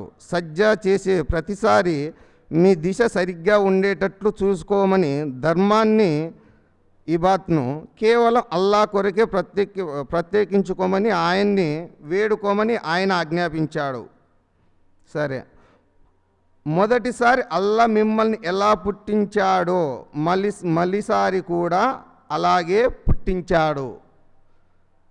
తొలిసారి మానవుణ్ణి ఏ విధంగా అయితే పుట్టించాడో ఆ విధంగా పుట్టించాడు. మానవునికి జన్మ అంటూ ఉంది, మరు జన్మ అంటూ ఉందని మేము త్రైత సిద్ధాంతం ఖురాన్ను చదివిన తర్వాతనే అర్థమైంది.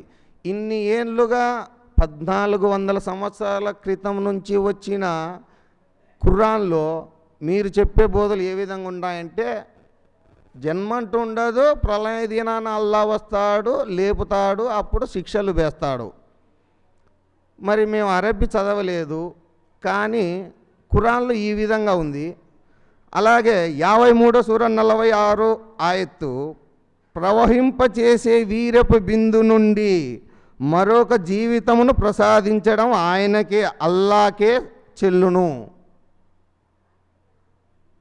ప్రసవింపచేసే వీరే బిందు నుండి పుట్టిస్తాడు అని చెప్తున్నాడు. ఇక్కడ జన్మలు ఉన్నాయని ఖరాఖండిగా చెప్తున్నాడు. అదే మీరు అరబ్బీలో రాసి అరబ్బీలో ఎక్స్ప్లెయిన్ చేస్తా అంటే మాకేమర్థమవుతుంది? తెలుగులో మాకు వచ్చిన భాషలో మాకు చెబితేనే కదా మాకు అర్థమయ్యేది. ఎవరికైనా ఒకరికి వారి వారి భాషలో చెప్తేనే వారికి అర్థమయ్యేది. అంతేగాని ఇంకొక భాషలో చెప్తే అర్థం కాదు. అలాగే మీరు తెలుగులో త్రైత సిద్ధాంత జ్ఞానం తెలుసుకున్నారు, జ్ఞానం తెలుసుకొని ఎంత మటుకు జ్ఞానులైనారు అంటే, మేమెంత జ్ఞానులు అని చెప్పుకోలేదు. కానీ ఒక ఆయన పెద్ద జ్ఞాని టీవీలలో ఇంటర్వ్యూలో ఇస్తున్నాడు. ఆయన ఏం చెప్తున్నాడంటే, భార్య భర్తలు ఉంటేనక భార్య భర్త చేసే పనులలో వచ్చే పాపం అంతా భర్తకే ఉంటుందంట, భార్యకు ఉండదంట. అదే పుణ్యం చేస్తే కనుక భార్యకు సుఖం పోతుందంట, ఈ పక్క సుఖం వచ్చాదంట. అదే భార్య ఏదైనా పుణ్యకార్యములు చేసాక అంతా అమ్మకే దక్కుతుందంట. ఆ భార్య పాపకార్యములు చేసి అదంతా భర్తకే దక్కుతుందంట.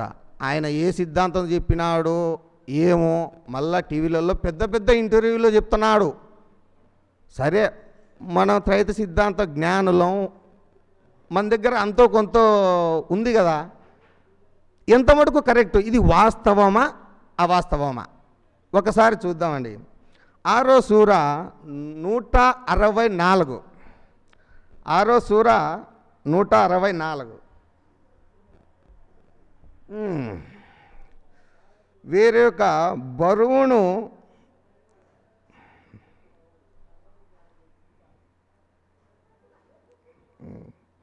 ఓ ప్రవక్త వారిని అడుగు, ఏమిటి నేను అల్లా కాదని వేరొక ప్రభువును వెతుక్కోవాలా?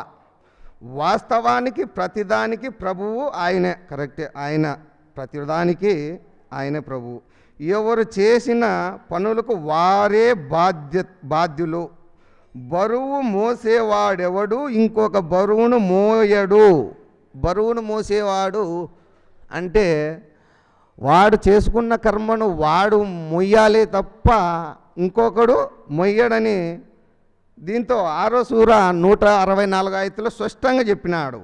ఆ తర్వాత మీరంతా మీ ప్రభువు వద్దకే పోవలసి ఉంది, అప్పుడు ఆయన మీరు ఏ విషయాలలో విభేదించుకున్నారో వాటి వాస్తవాలను తెలియజేస్తాడు.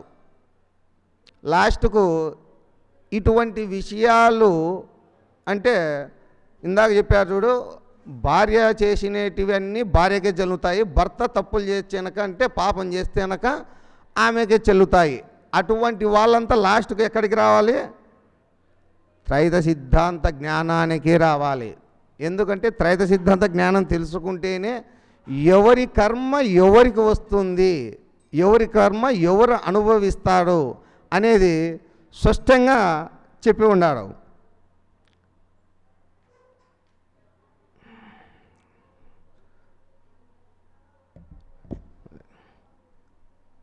ఇంతవరకు మనకిచ్చిన కాన్సెప్ట్ను మనం చెప్పుకొని ఉన్నాము. పౌర్ణమి రోజు అంటే అందరూ సంతోషంగా వచ్చి ఉంటారు, పండగ రోజు కాబట్టి.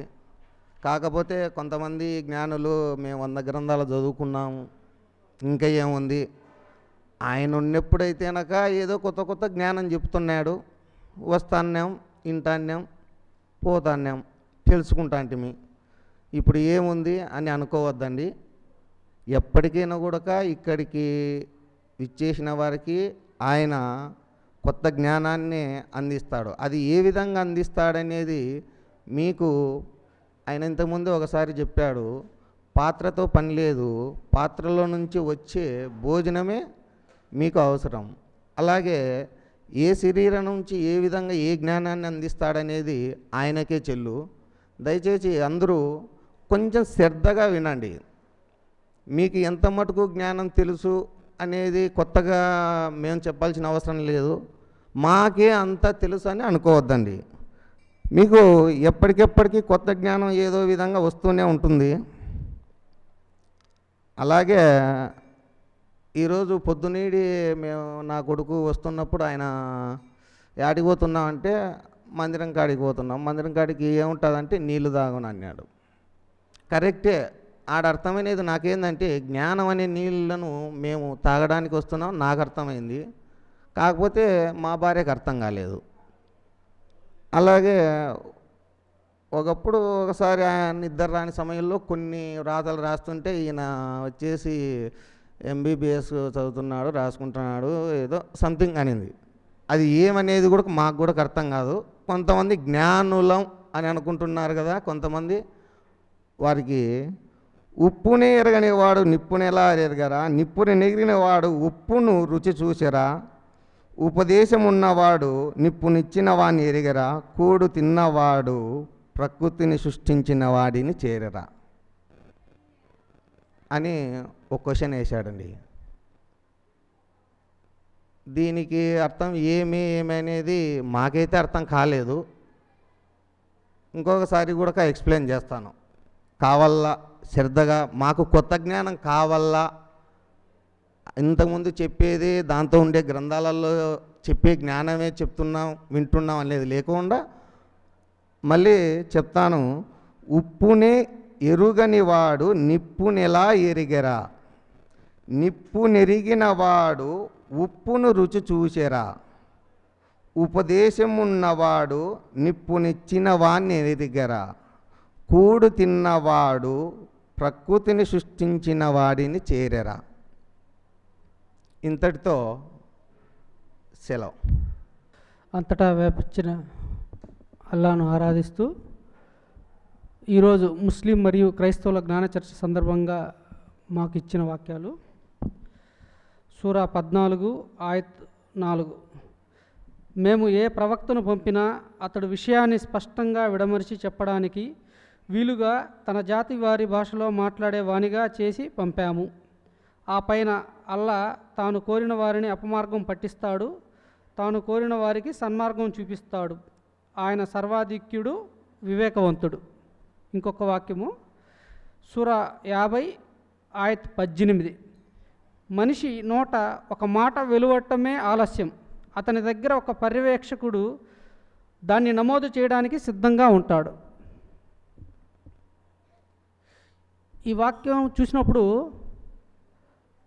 మనిషి నోట ఒక మాట అంటే అతను ఏం మాట్లాడుతున్నాడు,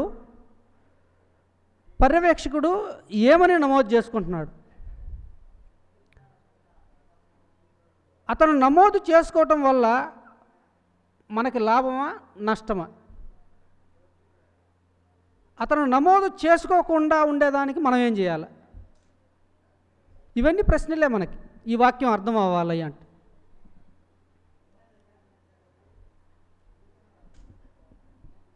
ఇప్పుడు మనం కొద్దిగా అర్థం చేసుకునేదానికి, ఒక వ్యక్తి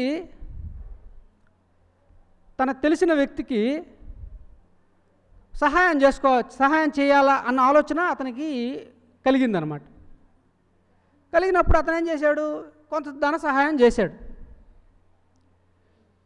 ఇప్పుడు పర్యవేక్షకుడు ఏం చేస్తున్నాడు? ఇతను సహాయం చేసే ఉద్దేశం ఏమి? అతనికి దానం చేయాలనిపించిందో దయతో చేసినాడో మొత్తానికి ఒక కార్యం చేశాడు. దానం కానీ దయ కానీ మంచి పనులు కాబట్టి పర్యవేక్షకుడు ఏం చేస్తున్నాడు? మంచి పని అంటే పుణ్యం కింద నమోదు చేస్తున్నాడు.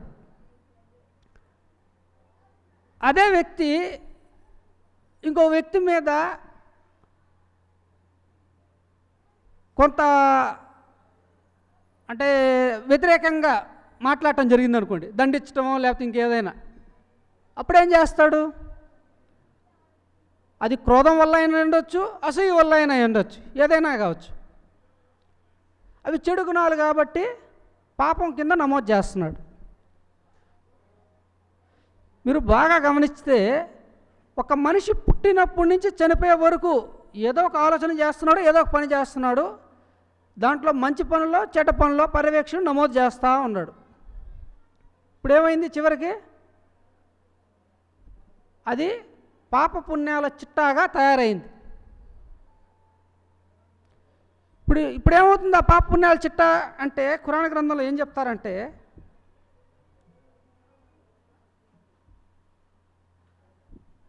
రెండవ సూర 141 ఆయత్లో, ఇప్పుడు అది గతించిన ఒక సమాజము, వారు చేసుకున్నది వారికే చెందుతుంది, మీరు చేసుకున్నది మీకు లభిస్తుంది, వారి కర్మలను గురించి మీరు ప్రశ్నించబడరు. అంటే అతను చేసుకుంది అతనే అనుభవించాల. ఇంకో వాక్యం చూద్దాం. 4వ సూర 111, కానీ ఎవడైనా పాపమును సంపాదించుకుంటే అతను సంపాదించుకున్నది అతనిపైనే పడుతుంది. అల్లా ప్రతిదీ తెలిసినవాడు, వివేచన గలవాడు. ఇంకొక వాక్యం చూద్దాం.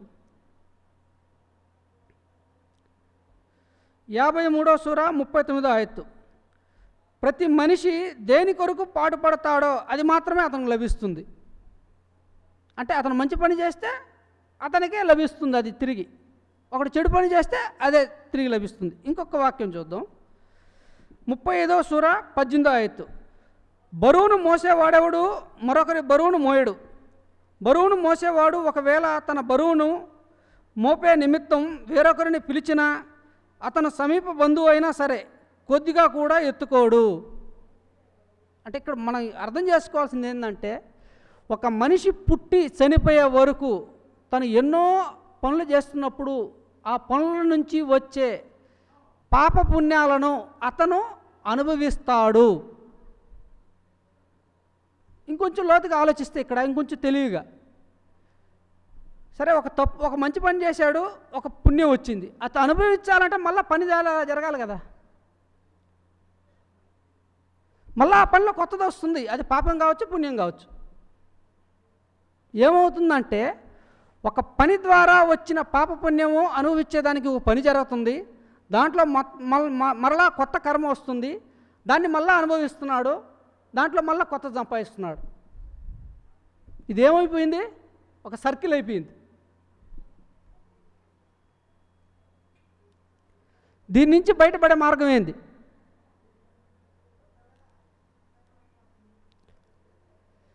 ఖురాన్ గ్రంథంలో అల్లా చెప్పింది ఏమంటే, ఈ సర్కిల్ నుంచి బయటపడేదానికి మీకున్న అవకాశం నమాజ్, జకాత్, ఈ రెండు ప్రతి మనిషికి ముఖ్యం అన్నాడు. ఈరోజు మనం దాన్ని తప్పుగా అర్థం చేసుకొని జకాత్ అంటే కేవలం ధనవంతులకే అంటగట్టేశాం. ఏం పేదవాడు ఆలోచించడం లేదా? పేదవాడు పనులు చేయటం లేదా? పేదవాడికి పాపపుణ్యాలు రావటం లేదా?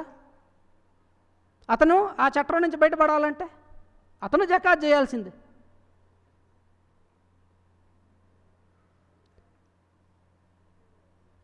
అది అంటే ఇక్కడ ఏం చెప్పదలుచుకున్నామంటే, దేవుడు చెప్పిన విషయాన్ని మనం సక్రమంగా అర్థం చేసుకోవాలా అన్న ఉద్దేశంతోనే చెప్తున్నాం. ఇంత అంటే ఇప్పుడు కొద్దిగా విషయం మేము మీతో మాట్లాడుతున్నాం అంటే ఇక్కడ కొంతమందికి తెలిసి ఉండొచ్చు, కొంతమందికి తెలియకపోవచ్చు. అంటే కనీసం తెలుగు తెలిసిన వాళ్ళకి కొంత సమాచారం వస్తుంది ఈ భాషలో. ఇప్పుడు స్వామివారు మాకు తెలుగులోనే చెప్పినారు.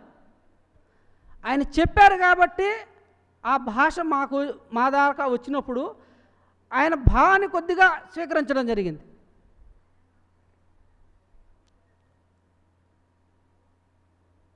ఇప్పుడు మేము వేరే అంటే ముస్లిమ్స్తో మాట్లాడేటప్పుడు ఉర్దూలో మాట్లాడతాం. ఎందుకు? అతనికి సమాచారం అందించడం నిమిత్తమే భాష. భాష ముఖ్యమే, భాష ముఖ్యం కాదని చెప్పడం లేదు. కానీ ఈ పర్టికులర్ భాషే ముఖ్యం అనేది తప్పు. ఇదే ఖురాన్ గ్రంథంలో అల్లా జబూర్, తౌరాత్, ఇంజిల్, ఖురాన్ 4 గ్రంథాల ద్వారా నేను మీకు జ్ఞానం ఇచ్చా అన్నాడు. 4 గ్రంథాలు అంటే 4 విధాలుగా మనకి జ్ఞానం అందజేసినప్పుడు 4 ఒకే భాషలో అందజేసినాడా? మనల్ని మనం ప్రశ్నించుకుంటే మనకు సమాధానం దొరుకుతుంది.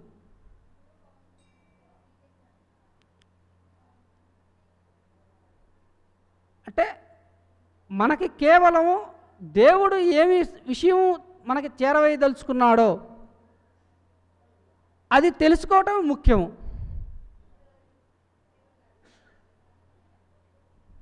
ఇప్పుడు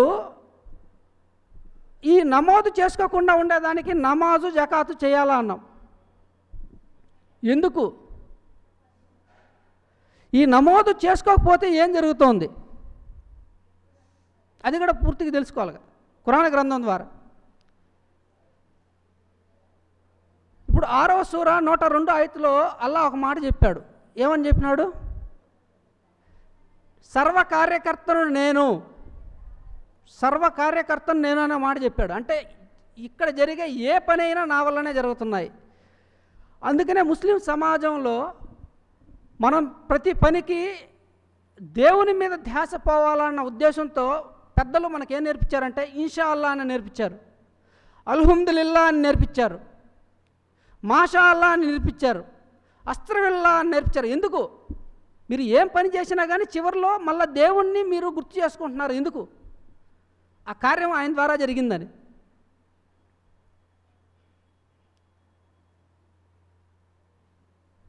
అంటే ఈ శరీరంలో ఉన్న ప్రతి భాగానికి ఆయన శక్తినిచ్చి ఆయన శక్తిని ఇవ్వటం వల్ల ఈ మాటలు వస్తున్నాయి. ఏ మనిషి స్వయంగా మాట్లాడటం లేదు. యేసు ప్రభు గారు కూడా అదే అన్నారు. నువ్వు మాట్లాడే ప్రతి మాట నీ తండ్రి అయిన ఆత్మే మాట్లాడుతున్నాడు కానీ మాట్లాడేవారు మీరు కాదు. ఇప్పుడు ఏం జరుగుతుంది తతంగము అంటే ఈ మాట వెలువడేటప్పుడు మన ధ్యాస గుణభావం అంటే మన ధ్యాస ప్రపంచం పైన ఉంటే, మేమే చేస్తున్నామనే ధ్యాస మీకు ఉంటే ఆ గుణ ప్రభావం వల్ల పర్యవేక్షకుడు అది పాపము పుణ్యము నమోదు చేస్తున్నాడు. మీ ధ్యాస దేవుని మీద ఉంటే, సర్వకార్యకర్త ఆయనే అని మీకు ధ్యాస ఉంటే అప్పుడు ఆయన నమోదు చేయడు దాన్ని. అంటే ఈ శరీరంలో నాతో పాటు నన్ను నడిపించే దేవుడు కూడా ఉన్నాడు. ప్రతి కార్యానికి ఆయనే కార్యకర్త. ఆయన మాట్లాడే మాటని నేను ఏ గొప్ప భావానికో లేకపోతే కీర్తి పొందేదానికో ఆయనది నేను తీసుకున్నాను అనుకోండి, అప్పుడు ఏం చేస్తున్నాడు? నమోదు చేయటం అన్న పనే, ఆయనే నమోదు చేసేది కూడా. నమోదు చేయటం అన్న పనే కదా. సర్వకార్యకర్త అంటే ఆ కార్యాల్లో అది కూడా కార్యమే. నమోదు చేసేది కూడా ఆయనే. ఆయన చేసే పనిని మనం దానికి కారణమని మనం అనుకుంటున్నాం కాబట్టి ఆయన ఏం చేస్తున్నాడు? నమోదు చేస్తున్నాడు. ఆయన చేసిన పనిని ఆయనకి వదిలేసామనుకోండి, ఆయన నమోదు చేయడు. ఇదే నమాజ్. ఆయన చేసిన పనిని ఆయనకు వదిలిపెట్టేయటమే నమాజ్.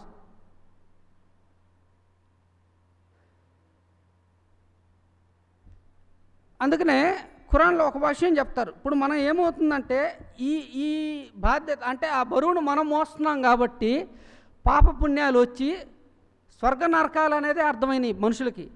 కానీ ఖురాన్ గ్రంథంలో 27వ సూర 66వ ఆయతులో ఏం చెప్తాడంటే అల్లా వాస్తవానికి పరలోక జీవితం గురించి వారి జ్ఞానం శూన్యము, పరలోకం అనేది ఒకటి ఉంది అన్న విషయం ఏ మనిషికి తెలియదు. ఎందుకు అంటే జరిగే ప్రతి పని యొక్క ఫలితాన్ని ఇందాక చెప్పినట్టు అక్కడ ఉంది. కర్మలు అయిన పాపపుణ్యాలను సంపాదించడం ఏందే మీకు అధికారం ఉంది. ఎందుకు? జరిగే పనిని మీరు మోసుకుంటున్నారు కాబట్టి మీకు పాపపుణ్యాలు వస్తున్నాయి.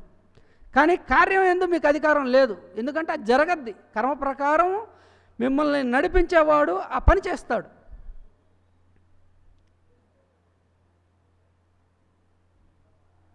అంటే ఇప్పుడు మనం ఇక్కడ అంటే ఈ వాక్యాల ద్వారా ఈరోజు మనం అర్థం చేసుకునేది ఏమంటే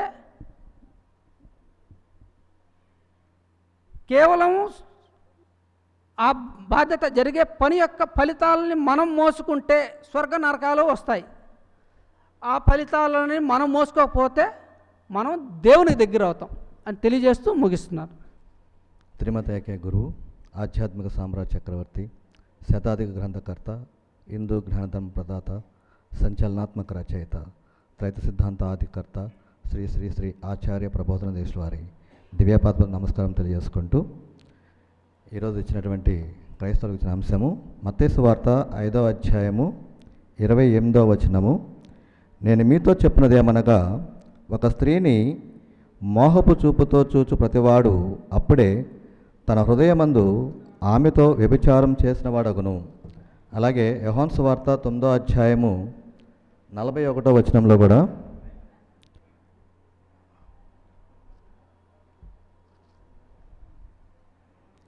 అందుకు యేసు మీరు గుడ్డివారైతే మీకు పాపము లేకపోవును కానీ చూచున్నామని మీరు ఇప్పుడు చెప్పుకొనుచున్నారు కనుక మీ పాపము నిలిచి ఉన్నదని చెప్పాను. ఈ రెండు వాక్యాల యొక్క భావము చాలామంది స్థూలంగానే చూసుకుంటున్నారు. అంటే మోహపు చూస్తే వ్యభిచారం చేసినట్టే, అంటే పాపం వస్తుందనే భావం ఉంటుంది. కానీ ఇది ఎలా వస్తుంది అనేది ఎవరికి తెలియదు. వాస్తవంగా ఈ విషయాలు తెలియాలి అంటే మనకి ఈ శరీర యంత్రాంగం గురించి తెలియాలి. ఈ శరీర యంత్రాంగంలో అంతఃకరణాలు మెయిన్ మనసు, బుద్ధి, చిత్తము, అహము, జీవుడు, వీటి యొక్క పని వివరం తెలిస్తే ఈ వాక్యం యొక్క వివరం మనకి అర్థమవుతుంది.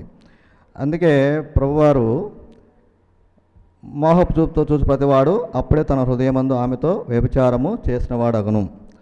అంటే స్థూలంగా ఏ పనులు చేసిన ఒక మనిషి ఏ పని చేసినా బాహ్యంగా వాడు మంచివాడా చెడ్డవాడా అని తేల్చేస్తాం ఊరినే ఒక మాటతోటి. వాడు మంచి పని చేస్తాడనుకో మంచివాడు అంటాం, చెడ్డ పని చేసి చెడ్డవాడని తీర్పిచ్చేస్తాం మనకు మనమే. కానీ వాడు లోపల భావం సూక్ష్మ అంతరంగంగా వాడు ఏ పని చేసినా వాడు మంచి చేశాడో చెడు చేశాడో తెలియదు మనకి. కానీ నేరుగా మనం చూస్తూనే ఉంటాం. ఇక్కడ మెయిన్ కాన్సెప్ట్ ఏంటంటే వాడు లోపల అంతరంగంలో జరిగేది ఏంటంటే అహం. మెయిన్ అహంతో కూడినటువంటి భావం. ఆ భావం వల్ల వాడు చేసేది పనుల వల్ల పాపం పుణ్యం అనేది వస్తున్నాయి. ఇదే విషయాన్ని అంటే ప్రథమదైవ గ్రంథంలో మనకి మోక్ష న్యాస యోగం 17వ అధ్యాయం 17వ శ్లోకంలో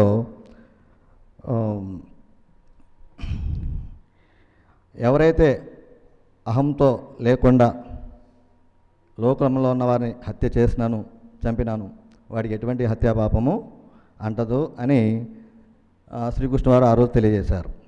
అంటే ఎటువంటి అహం లేకుండా, అంటే ఆ కార్యం చేసేది ఎవరు? లోపల ఉన్నటువంటి తన ఆత్మే చేయిస్తున్నాడనే భావం ఉండుంటే వాడికి ఎటువంటి పాపం అంటదని శ్రీకృష్ణ వారు తెలియజేశారు. అదే విషయాన్ని యేసుప్రభు వారు ఇక్కడ ఈ విషయాన్ని తెలియజేశారు. అంటే టోటల్ ఇక్కడ ఏంటంటే అహము మెయిన్.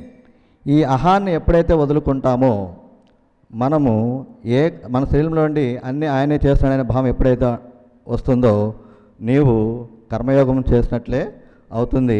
అటువంటి పాపాన్ని నువ్వు మోసుకోకుండా జన్మలు లేకుండా ఆయన దగ్గర వెళ్ళే అవకాశాలు ఏర్పడతాయి. ఇదే విషయాన్ని మళ్ళీ ఇక్కడ కూడా చెప్తున్నాడు యోహాను సువార్తలో కూడా 9వ అధ్యాయం 41వ వచనంలో.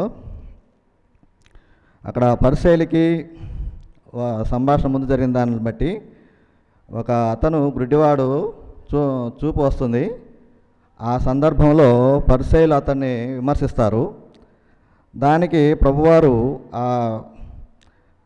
ఎవరైతే గుడ్డివాడు చూపు పొందాడో అతను ధైర్యంగా చెప్తాడు, ఆయన నాకు చూపించాడని, ఆయన విశ్వాసం ఉంచాడు. అప్పుడు ప్రభువారు ఆయన్ని అడుగుతాడు, నువ్వు నా యందు విశ్వాసం ఉంచావా అంటే ఉంచాను. అప్పుడు చెప్తాను, నువ్వు ఎవరో నాకు తెలియదంటే అప్పుడు చెప్తారు. చెప్పగానే అతను విశ్వాసం ఉంచుతున్నా అని చెప్తాడు.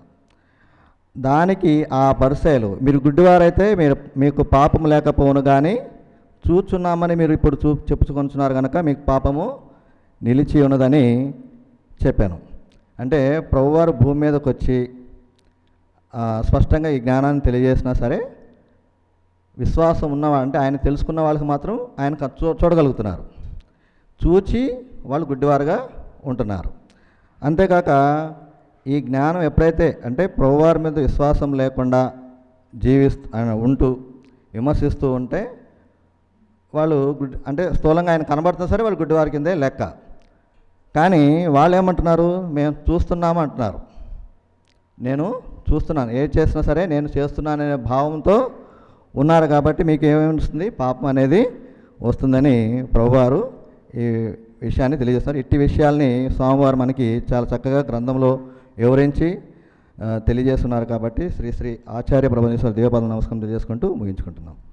ముందుగా శ్రీ శ్రీ శ్రీ ఆచార్య ప్రబోధానంద యోగీశ్వర్ల వారికి నా నమస్కారములు. ఈరోజు క్రైస్తవులకు చర్చించడానికి ఇచ్చిన అంశం మత్తయి సువార్త 5వ అధ్యాయము 28వ వచనము. ఒక స్త్రీని మోహపు చూపుతో చూచు ప్రతివాడు అప్పుడే తన హృదయమందు ఆమెతో వ్యభిచారము చేసిన వాడగును. అలాగే యోహాను సువార్త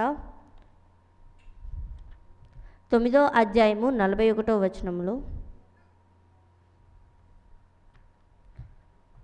మీరు గుడ్డివారైతే మీకు పాపము లేకపోవును, కానీ చూచుచున్నానని మీరు ఇప్పుడు చెప్పుచున్నారు గనుక మీ పాపము నిలిచి ఉన్నదని చెప్పాను. ఇక్కడ చూపు, యేసుప్రభువారు ఎక్కువగా బైబిల్లో జ్ఞానేంద్రియాలన్నిటిలోకెల్లా చూపును గురించి ఎక్కువ చెప్పారు. మోహపు చూపని, మీరు గుడ్డివారైతే, మీరు చూచువారైతే. ఎందుకు మిగతా ఇంద్రియాల గురించి చెప్పలేదు? ఎందుకు చూపును గురించే చెప్పారు అంటే, ఇంకొక సేయింగ్ కూడా ఉండిద్ది, అంటే ఇంద్రియాలకెల్లా కన్నులు ప్రధానమైనవి. ఎందుకు కన్నులు ప్రధానమైనవి అంటే, ఇప్పుడు మనం ఒక దృశ్యాన్ని చూస్తున్నాం, అది మంచి దృశ్యం కానీ చెడు దృశ్యం కానీ, అక్కడ వెంటనే మనకు గుణం అనేది పనిచేస్తుంది. ఆ గుణము ద్వారా ఒక భావం అనేది వస్తుంది, అది మంచి భావము కానీ చెడు భావము కానీ. ఇప్పుడు నా ఎదురుగుంటే ఒక డబ్బే పెట్టామనుకో, అవి తీసుకోవాలి అన్న ఆశ గుణం అనేది నాకు పనిచేస్తుంది. దానివల్ల ఆ డబ్బు నాకే కావాలి అని ఒక భావము. అట్లా మంచి కార్యమైనా చెడు కార్యమైనా ఒక చూపు ద్వారా ఖచ్చితంగా అక్కడ గుణం అనేది పనిచేస్తుంది. ఒక దృశ్యాన్ని చూసినప్పుడు ఆశ, మంచి దృశ్యాలను చూస్తే మంచి గుణాలు, చెడు దృశ్యాలను చూస్తే చెడు గుణాలు, అట్లా పనిచేయడం వల్ల ఖచ్చితంగా ఒక భావము నాకు కావాలి, లేకపోతే నేను తీసుకోవాలి, నేను అట్లా ఒక భావం అనేది పుడుతుంది. ఇక్కడ కూడా అంతే, ఒక స్త్రీని మోహపు చూపుతో చూచు ప్రతివాడు అప్పుడే వారి హృదయమందు, అంటే చూచేటప్పుడే వానికి ఆ భావం పుడుతున్నప్పుడే వానికి ఆ పాపం వస్తుంది. కార్యము చేసినప్పుడు పాపం వస్తుంది. అంటే రెండు రకాల ఇక్కడ పాపాలు వస్తున్నాయి. మనం హృదయంలో అనుకున్నా పాపం వస్తుంది, ఆ కార్యము చేసినా పాపం వస్తుంది. అంటే ఇక్కడ ఏంటి అంటే, నీ భావమును బట్టి నీకు కర్మ అనేది నమోదవుతుంది. అది మంచి కర్మ కానీ అది చెడు కర్మ కానీ. నువ్వు కార్యము చేయని చేయకపోని నీకు కర్మ అనేది అక్కడ లభిస్తుంది, అంటే పాపం వస్తుంది. మీరు గుడ్డివారైతే మీకు పాపము రాదు, కానీ చూస్తున్నానని మీరు ఇప్పుడు చెప్తున్నారు కనుక మీకు పాపం వస్తుంది అన్నారు. అసలు గుడ్డివారు ఎందుకు కావాలి?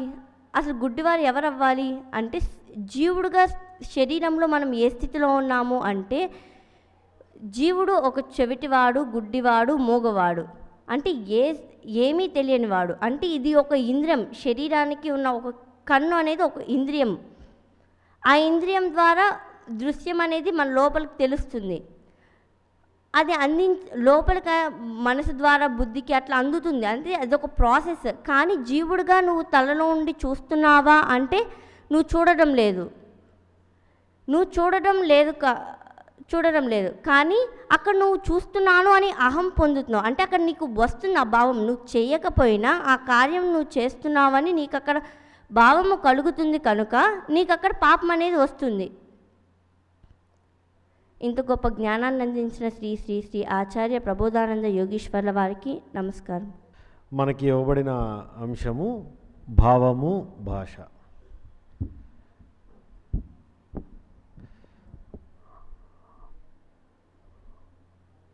భూమి మీద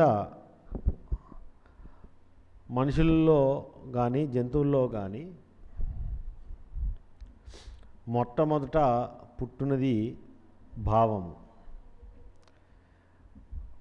ప్రతి జీవిలో ఈ భావం అనేది పుడుతుంది.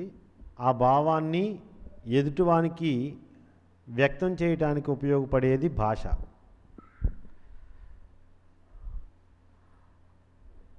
అది భాష ఏ రూపంలోనైనా ఉండొచ్చు. ఈ భాష అనేది లేనప్పుడు సైగలతో కొంతమంది తమ భావాలను వ్యక్తం చేసినట్టుగా చరిత్రలో చెప్తున్నారు.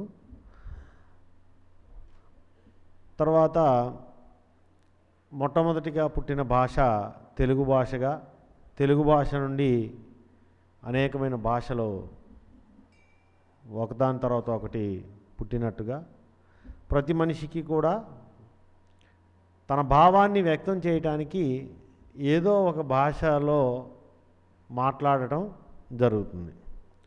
ఒకవేళ ఆ భాష ఎదుటివానికి తెలియనప్పుడు తెలిసిన వాని ద్వారా తెలుసుకోవటం జరుగుతుంది. అయితే ఈ భావము భాషకి మనిషికి ఇప్పుడు మన చర్చకి ఏం సంబంధము అంటే,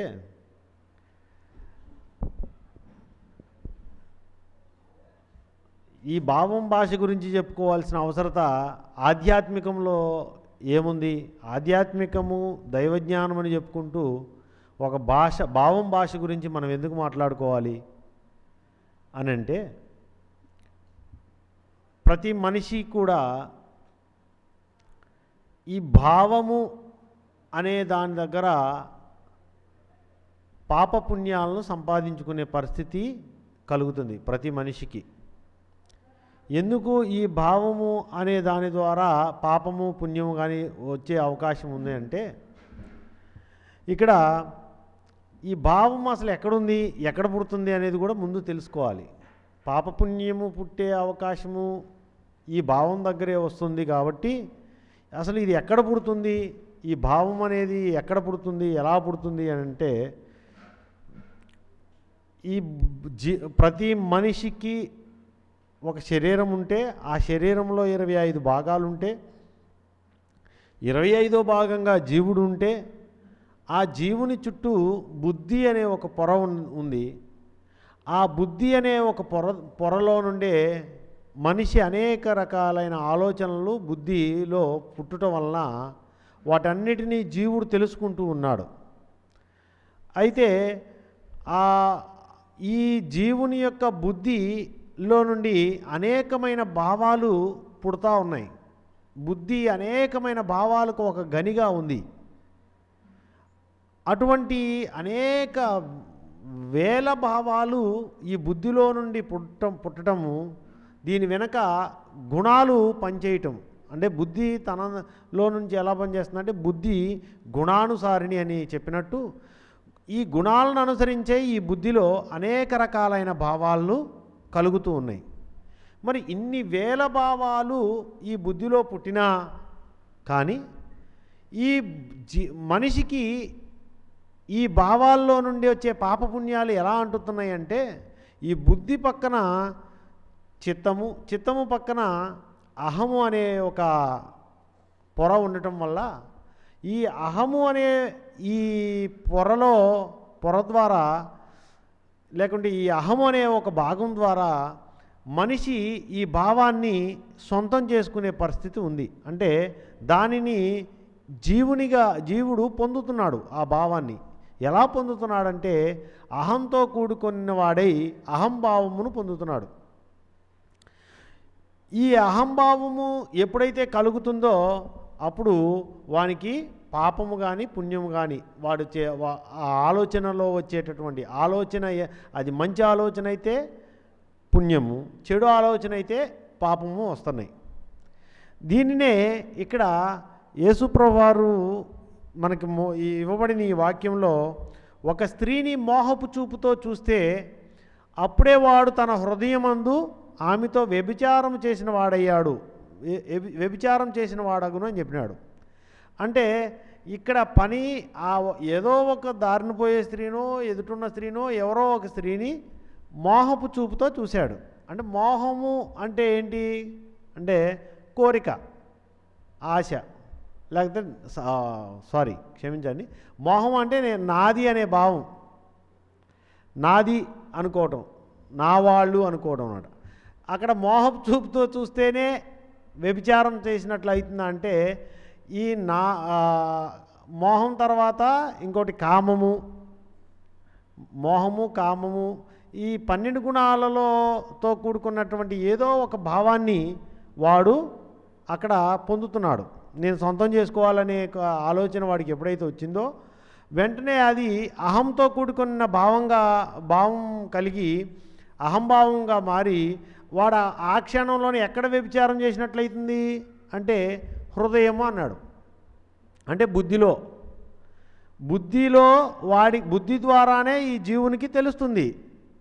ఈ కన్ను నుండి సమాచారం మనసు నుండి బుద్ధికి, బుద్ధిలో నుండి ఈ భావాలు కలిగినప్పుడు జీవుడు చూస్తే అహంభావముతో కూడుకొనిన భావాన్ని వీడు పొందినప్పుడు ఆటోమేటిక్గా అక్కడ పాపం అనేది పుడుతుందన్నమాట. కాబట్టి ఈ పాపము అనేది కలిగేటటువంటి మూలం ఎక్కడుందంటే అహంభావం పొందటం వలన వచ్చే అవకాశము ఉంది. కాబట్టి ఈ ప్రతి మనిషికి కూడా ఈ హృదయంలో వ్యభిచారం చేసినటువంటి స్థితి ఒక చూపు ద్వారానో లేకుంటే ఏ పనినైనా సరే 2 రకాలుగా జరుగుతాయి. 2 రకాలుగా పనులు. ఒకటి బాహ్యంగా జరిగే పని, అంటే ఒక స్త్రీ దగ్గరకు పోయి ఆమెతో వ్యభిచారం చేయటం, అది భౌతికంగా జరిగే పని అయితే, ఆ బయటకు వెళ్ళి ఆ స్త్రీతో వ్యభిచారం చేయకముందే ఆ స్త్రీతో వ్యభిచారం చేసినటువంటి పాపాన్ని ఎక్కడ పొందుతున్నాడు అంటే ఈ బుద్ధిలో ఈ అహంభావం వలన పొందుతున్నాడు. బయట కార్యం జరగలేదు కానీ దాని ఫలితాన్ని అది ఎక్కడ జరిగిందంటే సూక్ష్మంగా బుద్ధిలో జరిగింది, అహంభావంతో కూడుకున్నవాడే. అట్లా పాపం అనేది పుణ్యం అనేది ఈ అహంభావము ఎప్పుడైతే బుద్ధి ద్వారా జీవుడు పొందుతున్నాడో దాని వలన వాడు బయట భౌతికంగా చేయకపోయినా లోపల అంతరంగంగా సూక్ష్మంగా వాడు ఏమవుతున్నాడు, చేసిన వాడి కింద లెక్క కట్టబడుతున్నాడు. దీన్నే భగవద్గీతలో కూడా ఏం చెప్పారంటే, భగవద్గీతలో ఎవని హృదయంలో అహంభావము లేదో వాడు ఎంతమందిని చంపినా హత్యా పాపం వానికి అంటదని భగవద్గీతలో చెప్పాడు. ఇక్కడ భగవద్గీతలోనేమో ఎంతమందినైనా చంపు, నీ హృదయంలో అహంభావం లేకపోతే నువ్వు ఆ పాపం నీకు రావట్లేదు అని చెప్పాడు. చూడటానికి ఒకే భాషలో ఒకే విధముగా చెప్పబడినప్పటికీ ఈ భావం ఒక్కటే, కానీ పదాలు వేరుగా చెప్పినా కానీ దానిలోని భావము ఒకటే. బయట స్థూలంగా పనిచేసినా కానీ సూక్ష్మంగా నీ హృదయంలో అహంభావం లేకపోతే నీకు పాపం రాదని భగవద్గీతలో చెప్పాడు. కానీ అది ఇది ఒకే మాట ఒకే జ్ఞానము అనే మనిషి లెక్కించుకునే అవకాశం ఉందా అంటే భగవద్గీతలో ఉన్న ఈ వాక్యము బైబిల్లో ఉన్న ఈ వాక్యము రెండు ఒకటిగా ఎవరైనా చెప్పుకుంటున్నారా అంటే ఎవరు చెప్పుకునే పరిస్థితి లేదు. ఎందుకని అలా చెప్పినా కానీ హత్య చేస్తే హత్యాపాపం రాదా, హత్యాపాపం రాదని మనం ఎవరైనా క్రైస్తవుల దగ్గరికి వెళ్ళి చెప్పామనుకోండి, వాడు ఒప్పుకుంటాడా? ఒప్పుకోరు. పోనీ బయటైనా సరే ఎవరికైనా చెప్తే ఒప్పుకుంటారా? ఎందుకని దాని లోపల ఉన్న దేవుడు ఏదైతే దాని జ్ఞానాన్ని తెలియజేశాడో ఆ భగవద్గీతలో ఉన్న భాష సంస్కృతంలో రాయబడి ఉండొచ్చు. ఇప్పుడు దాని అర్థం తెలుగులో కూడా మనం చెప్పుకున్నా కానీ సంస్కృత భాషలో చెప్పినా ఇక్కడ తెలుగు భాషలో లేకపోతే బైబిల్ని ఇంకొక భాషలో రాసిన గ్రీకు భాషలో రాశారు, అరామిక్ భాషలో కొన్ని రాయబడి ఆ భాషలో రాయబడిన దాని భావాన్ని గ్రహించలేనంత వరకు వాడికి సంపూర్ణ దైవజ్ఞానము అర్థం కావట్లా. భగవద్గీతలో ఉన్న ఈ వాక్యానికి అర్థం తెలియకపోతే ఈ భగవద్గీతలో దేవుడు చెప్పిన దైవజ్ఞానము భాష రూపంగా తెలుసుకుంటున్నారు కానీ దానిలో ఉన్న భావాన్ని ఎవరు తెలుసుకునే పరిస్థితి ఇవాళ లేదు. అందుకనే చాలామంది భగవద్గీతలు చదువుతున్నారు, అందరూ భగవద్గీతలు చదువుతున్నారు ఆ హిందూ మతంలో చాలామందికు. క్రైస్తవ మతంలో కూడా బైబిల్ని అందరూ చదువుతున్నారు. క్రైస్తవులంతా ఎప్పుడు చెప్పుకునేది కూడా బైబిలే. కానీ ఈ బైబిల్ చెప్పుకునే దాంట్లోనే అందులో ఉన్న భావాన్ని గ్రహించగలిగారా అంటే భావాన్ని గ్రహించలేకపోయినారు. ఇప్పుడు పని చేయకపోయినా చేసినట్టే అని చెప్పినటువంటి భగవద్గీత, నువ్వు ఇక్కడ చేయకపోయినా నీ హృదయంలో అనుకుంటే చేసినట్టే అని చెప్పినటువంటి బైబిలు రెండు ఒకే జ్ఞానాన్ని బయటకు చెప్తున్నా కానీ అది రెండు వర్గాలకు భాష రూపంలో తెలుసుకుంటున్నారు తప్ప దానిలో చెప్పినటువంటి భావాన్ని ఎవరు గ్రహించుకునే పరిస్థితి లేకుండా పోయింది. ఇక్కడ కూడా యోహాను సువార్తలో కూడా చెప్పినట్లు మీరు గుడ్డివారైతే మీకు పాపము పోయేది, మేము చూస్తున్నానని చెప్తున్నారు కాబట్టి మీ పాపం నిలిచి ఉందని చెప్పిన దగ్గర కూడా గుడ్డివారైతే పాపము లేకుండా ఉండేదంట. మేము చూస్తున్నామని చెప్పుకుంటున్నారు కాబట్టి మీ పాపం నిలిచి ఉందని చెప్తున్నాడు. అంటే ఎవరు ఇక్కడ కూడా జీవుని స్థితి ఏంటి, ఎవరు ఏ పని చేస్తున్నారు, అసలు శరీరం యంత్రాంగంలో ఎందుకు పాపపుణ్యాలు జీవునికి అంటుతున్నాయి అనేది తెలియట్లేదు. ఎందుకు అంటుతున్నాయి, ఎప్పుడు అంటున్నాయి అంటే చేసేవాడు ఎవడో తెలియనంత వరకు ఆ పాపపుణ్యాలు అంటుతానే ఉంటాయి. శరీరంలో చేసేవాడు ఎవడు, శరీరంలో నీవెవరు, ఈ పనులు చేసేవాడు ఎవడో తెలియాలి. ఈ పనులు చేసేవాడు ఖురాన్ గ్రంథంలో కార్యకర్త అన్నాడు, బైబిల్ గ్రంథంలో నీ మాట్లాడేవాడు నీ తండ్రి అయిన ఆత్మే అన్నాడు. ఇప్పుడు మాట్లాడేవాడు కానీ పనిచేసేవాడు కానీ ఈ బుద్ధిలో భావాలను బయటకు తీసుకొచ్చేవాడు కానీ ఎవరు అంటే దేవుడే, దాని వెనుక ఉండి ఆత్మే పనిచేస్తూ ఉన్నాడు. ఆత్మే దేవుడా అంటే ఇప్పుడు ఈ మధ్య రకరకాలుగా బోధలు తయారైనవి. దేవుడు ఎవరంటే నాలుగోవాడు ఐదోవాడు అని చెప్పుకునే పరిస్థితికి దిగజారిపోయినారు చాలామంది. మనం ఖురాన్ గ్రంథంలో దేవుడు ఎవరు, కార్యకర్త ఎవరు అని అనే సందర్భంలో ఏమని చెప్పబడిందంటే ఒరే అల్లా ముగ్గురిలో మూడోవాడు అని అన్నవారు కూడా ముమ్మాటికి తిరస్కారానికి పాల్పడినట్లే అని 5వ సూరా 73వ ఆయతులో చెప్పాడు. అలాగే ఇద్దరు ఆరాధ్య దైవాలని కల్పించుకోకండి, ఇద్దరు ఆరాధ్య దైవాలని కల్పించుకోకండి, మీకు ఆరాధ్య దైవము ఒక్కడే, ఆయనే మీ ప్రభువు. అలాగే కార్యకర్త అయిన అల్లా ఒక్కడే, సర్వాధిక్యుడు నీ కంఠనాళానికి దగ్గరగా ఉండి నీ శరీరాన్ని నడిపించేవాడు కార్యకర్త అయిన అల్లా, ఆయనే నీకు దేవుడు, మీ తండ్రి అయిన ఆత్మ అని నీకు తండ్రి ఆత్మే అని చెప్పినాడు. బైబిల్ గ్రంథంలో యోహాను సువార్త 4:24లో దేవుడు ఆత్మ గనుక అన్నాడు. అంటే నీకు దేవుడు ఎవరు అంటే ఆత్మ అని క్లియర్గా చెప్పాడు ప్రభు. ఇక్కడ ఆత్మే నీకు దేవుడు, నీ తండ్రి, నీ కార్యకర్త అని మనకి క్లియర్గా చెప్తున్నాడు. ముగ్గురిలో మూడోవాడు దేవుడు అంటే నువ్వు దేనికి పాల్పడినట్టు అంటే తిరస్కారానికి పాల్పడినట్లు. అంటే ఎవరిని తిరస్కరిస్తున్నాడు వీడు అంటే దేవుని జ్ఞానాన్ని తిరస్కరిస్తున్నాడు. దేవుని యొక్క జ్ఞానం చెప్పిన దైవజ్ఞానాన్ని చెప్పిన దేవుణ్ణి తిరస్కరిస్తున్నాడు. కాబట్టి అటువంటి తిరస్కారానికి పాల్పడే వారిలో మీరు ఉండకూడదు అనేది తెలుసుకోవాలి. ఎందుకంటే భావము అనేది అర్థం కానప్పుడు దేవుడు బోధించినటువంటి దైవజ్ఞానంలో ఉన్న భావము అర్థం కాకపోతే ఇలాగే రకరకాల భాష్యాలు చెప్పుకునే మనుషులు తయారవుతారు. వాడికి నోటికి వచ్చిన భాష చెప్పొచ్చు, దాన్నే గొప్పగా కొత్త బోధగా గొప్పగా చెప్పుకునే పరిస్థితి రావచ్చు. కానీ దేవుడు బోధించిన జ్ఞానం ఏ యుగంలోనైనా ఏ కాలంలోనైనా ఒకే ఒక దైవజ్ఞానం ఉంది. ఆ దైవజ్ఞానాన్నే అన్ని యుగాలలో బోధిస్తూ ఉన్నాడు దేవుడు.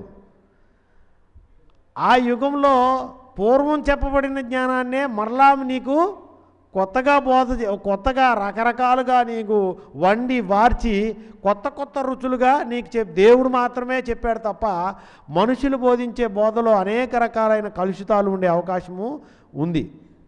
కాబట్టి దేవుని జ్ఞానము దేవుడు చెప్పినప్పుడే అది సత్యబద్ధమైనదై శాస్త్రబద్ధమైనదై ఉంటుంది. అసలు ఆ దేవుడు చెప్పినప్పుడు కూడా స్వామి లాస్ట్ మీటింగుల్లో ఒక మీటింగ్ చెప్పినాడు. ఏమనంటే ఆముదంతో కడుక్కుంటే ఏమవుతుంది, అది అక్కడక్కడే పాముకుంటారు, దానివల్ల ఆ అశుద్ధం పోదు.